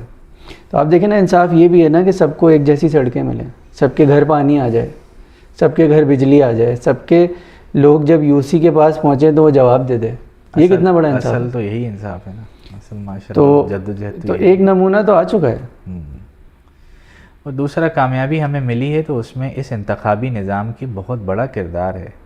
ایسا نہیں ہے کہ آپ اس کو نظر انداز کر سکتے ہیں. ہم نے بیچ میں وہ جن ممالک کی بات کی اس میں مصر رہ گیا بیچ میں, کہ مصر کے اندر ہمیں کامیابی نہیں ملی, اور 1 سال بعد اگر ہم ناکام ہوئے تو کس کی وجہ سے ہوئے؟ شاطر کی وجہ سے یا اپنی وجہ سے؟ اپنی وجہ سے ہوئے. شاطر کا تو ایک رتی برابر کا کام نہیں تھا جو اس کو شاطر تو فیل ہو گیا شاطر اس میں. اور آپ اس نظام کو چلانے کے لیے پوری ذمہ داری محمد مرسی کی ہے. محمد مرسی نے وہ اسٹیپ اٹھائے کہ وہ اس کو فیل اسٹیٹ کی طرف لے کے چلے گئے. اتنا بڑا آپ کو موقع ملا, اتنی بڑی آپ کو کامیابی ملی, تو آپ کو یہ اسٹیپ, بہرحال وہ ایک لمبی بحث ہو جائے گی کہ وہ نہیں کرنا چاہیے تھا. پھر آپ دیکھیں کہ شاطر کا اب آج کل ایٹمی پاور ہے نا, ایران کو نہیں بننے دیا جا رہا, سارا جھگڑا ہی اس چیز کا ہے. آپ ایٹمی پاور بن گئے, انہی اسمبلیوں نے آپ کو بنا دیا نا, اسی قیادت نے آپ کو بنا دیا. جی. تو جس کو بار بار وہ گفتگو میں آ رہا تھا تو کہ بھئی یہی نواز شریف نکل کے آئیں گے, تو یہی زرداری نکل کے آئیں گے, تو یہی فلاں نکل کے آئیں گے, انتخاب تو وہی ہو گیا. تو وہی ہوا. اور اس میں آپ دیکھیں کیسی کنٹینیوٹی کے ساتھ جو پوری دنیا کی طاغوتی طاقتیں آپ کے سر پہ کھڑی تھیں کہ آپ کا ایٹم بم نہ بنے, اللہ تعالیٰ نے بنوا دیا. یہ کون سی تحریک سے بنا ہے؟ اصل میں مجھے اس میں ایک اور چیز یہ لگتی ہے کہ بنیادی طور پہ چلیں یہ سسٹم تو نہیں, لیکن اسلام اسٹرکچر کو پسند کرتا ہے. یعنی کہ ایک ان اسٹرکچرڈ وائلنٹ تحریک کی طرف اسلام کبھی بھی نہیں گیا. اسلام اسی پہ گیا کہ ایک اسٹرکچر ہو, ریاست ہو, ریاست کے نیچے نظام ہو, اس نظام کے ساتھ جد و جہد شروع ہو. تو اس کے بغیر اسلام نے, ویسے بہت سارے اور لوگ بھی جب نکل کر آئے صحابہ کے دور میں بھی, تو ان کو منع ہی کیا کہ آپ نہ کریں. یعنی کہ جب کچھ لوگ جو ہے وہ شاید عراق کی طرف سے آئے تھے لازماً, تو حضرت ابو بکر نے کہا کہ ابھی ہمارا سسٹم وہاں تک پہنچا نہیں ہے, تو آپ ہماری طرف آ جائیں, بجائے اس کے کہ آپ وہیں کھڑے ہو کے لڑتے رہیں اور ایک تحریک شروع کریں. ان کو کہا آپ ہجرت کر کے اس طرف. صحیح بات ہے, ایک سسٹم کے تحت چلنا چاہیے. تو سسٹم میں اگر آپ سسٹم کے حساب سے بھی دیکھیں گے تو یہ جو پروسیس ہے یہ ایک آپ کو سسٹمیٹک وے میں اوپر لانے کی کوشش کرتا ہے, اور وہ پروسیس یہ ہے کہ وہ آپ ایک سسٹم کو گرا کے کچھ بنانا چاہتے ہیں. اچھا, جو پہلے بھی اس بارے میں ان سے بات ہوئی تھی, انہوں نے بہت ہمبلی بہت سارے جواب دیے تھے, لیکن یہ ایک چیز پھر بھی رہ گئی تھی. وہ یہی تھا کہ کہ تحریکوں کے ساتھ جو ایک بڑا مسئلہ جو ہوتا ہے نا وہ یہ ہے کہ تحریک کامیاب ہوئی, اس نے سسٹم ٹاپل کر دیا, ٹھیک ہے, یہ بھی ہو گیا. وہ سسٹم گرنے سے لے کے نئے سسٹم بننے تک کا جو خلا ہے نا, اس میں اسی تحریک سے کوئی ایک خدا بن جاتا ہے. یہاں گڑبڑ ہو جاتی ہے, یہاں گڑبڑ آ جاتی ہے, کیونکہ وہ ایک سال ہی صحیح وہ مرضی صرف اس کی چل رہی ہوتی ہے. وہیں سے ہمیں نظر آتا ہے کہ وہی لوگ جو ان کے ساتھ تھے ان کو پچھلے ہی نظام میں کچھ خیر نظر آنی شروع ہو جاتی ہے اور تحریک ٹوٹ جاتی ہے. یہ ایک بڑا مسئلہ ہے کہ ڈس آرڈر کے بعد آرڈر آنے میں جو بیچ کا پیریڈ ہے نا, اس کے لیے بھی آپ کو ایک تنظیم چاہیے. پھر اس تنظیم کی جڑیں میں اتنی چاہیے جو ہریوسی میں ہوں. بالکل. تو اگر آپ وہی سب کچھ کر رہے ہیں تو پیسفل طریقے سے کر لیں. بالکل صحیح ہے. آپ اس پوری تحریکی, جس کو تحریک کا نام بھی وہ دے رہے تھے, اس کو بھی اس نظام کی جد و جہد کے ساتھ جوڑ دینا. اسی کے لیے معاون بنائیں اس کو, اسی کو مضبوط کریں. اور اچھا, اس میں ایک بحث اصل میں اس طرف بھی جاتی ہے نا, جمہوری نظام کی طرف. انتخابات کو ہم اس کے ساتھ جوڑ دیتے ہیں, پھر وہ معاملہ جمہوریت کے کفر ہونے تک چلا جاتا ہے. تو میرے خیال میں اسلامی جمہوریت اور مغربی جمہوریت کے فرق کو سمجھنا چاہیے, بلکہ اس کو اس طرح سمجھنا چاہیے کہ اسلام ہی وہ دین ہے جس نے بنیادی طور پہ جمہوریت کا تصور دیا, ورنہ اس سے پہلے تو تھا ہی نہیں یہ تصور. اللہ تعالیٰ نے قرآن میں کہا نا کہ انی جاعل فی الارض خلیفہ, تو جمہوریت تو یہیں شروع ہو گئی. تو اس کے بعد باقی کیا رہ جاتا ہے آپ کا؟ کیا کوئی خود سے اٹھ کے کہے گا کہ میں آج سے لیڈر ہوں, میں آج سے سربراہ ہوں؟ تو ہر سطح کے اوپر جب انتخابات ہو رہے ہیں تو پھر یہ نظام جو ہے کس طرح فیل ہو سکتا ہے؟ تو یہ زبردست نظام ہے, اسلامی تصورات جس کے اندر خدا کی حکمرانی شامل ہے, حاکمیت اعلیٰ خدا کی ہے. تو اسی نظام سے پھر تجربات پچھلے 200 سال کے بتا رہے ہیں. اس سے مطلب ان تحریکوں کا جو حشر 200 سال میں انگریز کی غلامی کے نتیجے میں ہوا ہے کہ کیا کچھ ہم نے قربان نہیں کیا, آج آپ اس قربانی کا تصور بھی نہیں کر سکتے ہیں. یہ تحریکیں جتنی اب اٹھی ہوئی ہیں نا اقامت دین کی, یہ اس کا عشر عشیر بھی نہیں ہے ان تحریکوں کا اور ان قربانیوں کا, کہ پوری نسلیں کٹ گئیں ایک ہی حلے میں کٹ گئیں. اور ہم اب اس وقت سوچنے پہ مجبور ہو گئے تھے کہ یار اب اور کیا حل ہو سکتا ہے. تو پھر ہم کو اسی سسٹمیٹک جد و جہد میں جانا پڑے گا, جس میں ہمیں الحمدللہ کامیابی ملی ہے. اور عوام کو آپ بیوقوف نہ سمجھیں نا. پھر دیکھیں نا, چلیں آپ کامیابی بھی, کچھ لوگ کہیں گے شاید کامیابی ملی یا نہیں ملی, تو یہاں آرگیومنٹ پہ بیلنس ہو جائے گا. جیسے وہ کہہ رہے تھے کہ خدا کو جلدی نہیں ہے اس کے نظام, خدا کو پھر اس طریقہ کار میں جلدی کیوں نظر آئے گی؟ صحیح. تو ہو سکتا ہے نہ ملی ہو کہیں بہت واضح کامیابی, تو پھر وہ یہی بات ہے کہ وہ جد و جہد, اس کا مطلب یہ تو اخذ کیا جائے گا کہ جد و جہد کو مزید تیز کریں. اس کو آپ یوں نہیں کہیں گے کہ آپ اس کو ترک کر کے کوئی خونی جد و جہد کی طرف چلیں. اچھا, وہ خالد صاحب کی جو بات ہے اس لحاظ سے ٹھیک تھی کہ انہوں نے اپنی دانش میں اس بات کو ضرور مد نظر رکھا ہے کہ بھی ہم ایک تحریک لے کے چل رہے ہیں اور اس تحریک کی جد و جہد میں انتخابات کا نمبر 50واں ہے. تو وہ انہوں نے نیگیٹو نہیں کیا. اس وقت جا کے وہ اس میں آ جائیں گے, ہم تھوڑا جلدی کر رہے ہیں. ہاں چلیں, میرے خیال میں اس کو یہیں روکتے ہیں. ٹھیک ہے. اور پھر کبھی بیٹھ جائیں گے اس ٹاپک پہ جو ہمارا رہ گیا ہے. جی ہاں, اس کے اوپر بات شروع کریں گے انشاءاللہ. چلیں, السلام علیکم.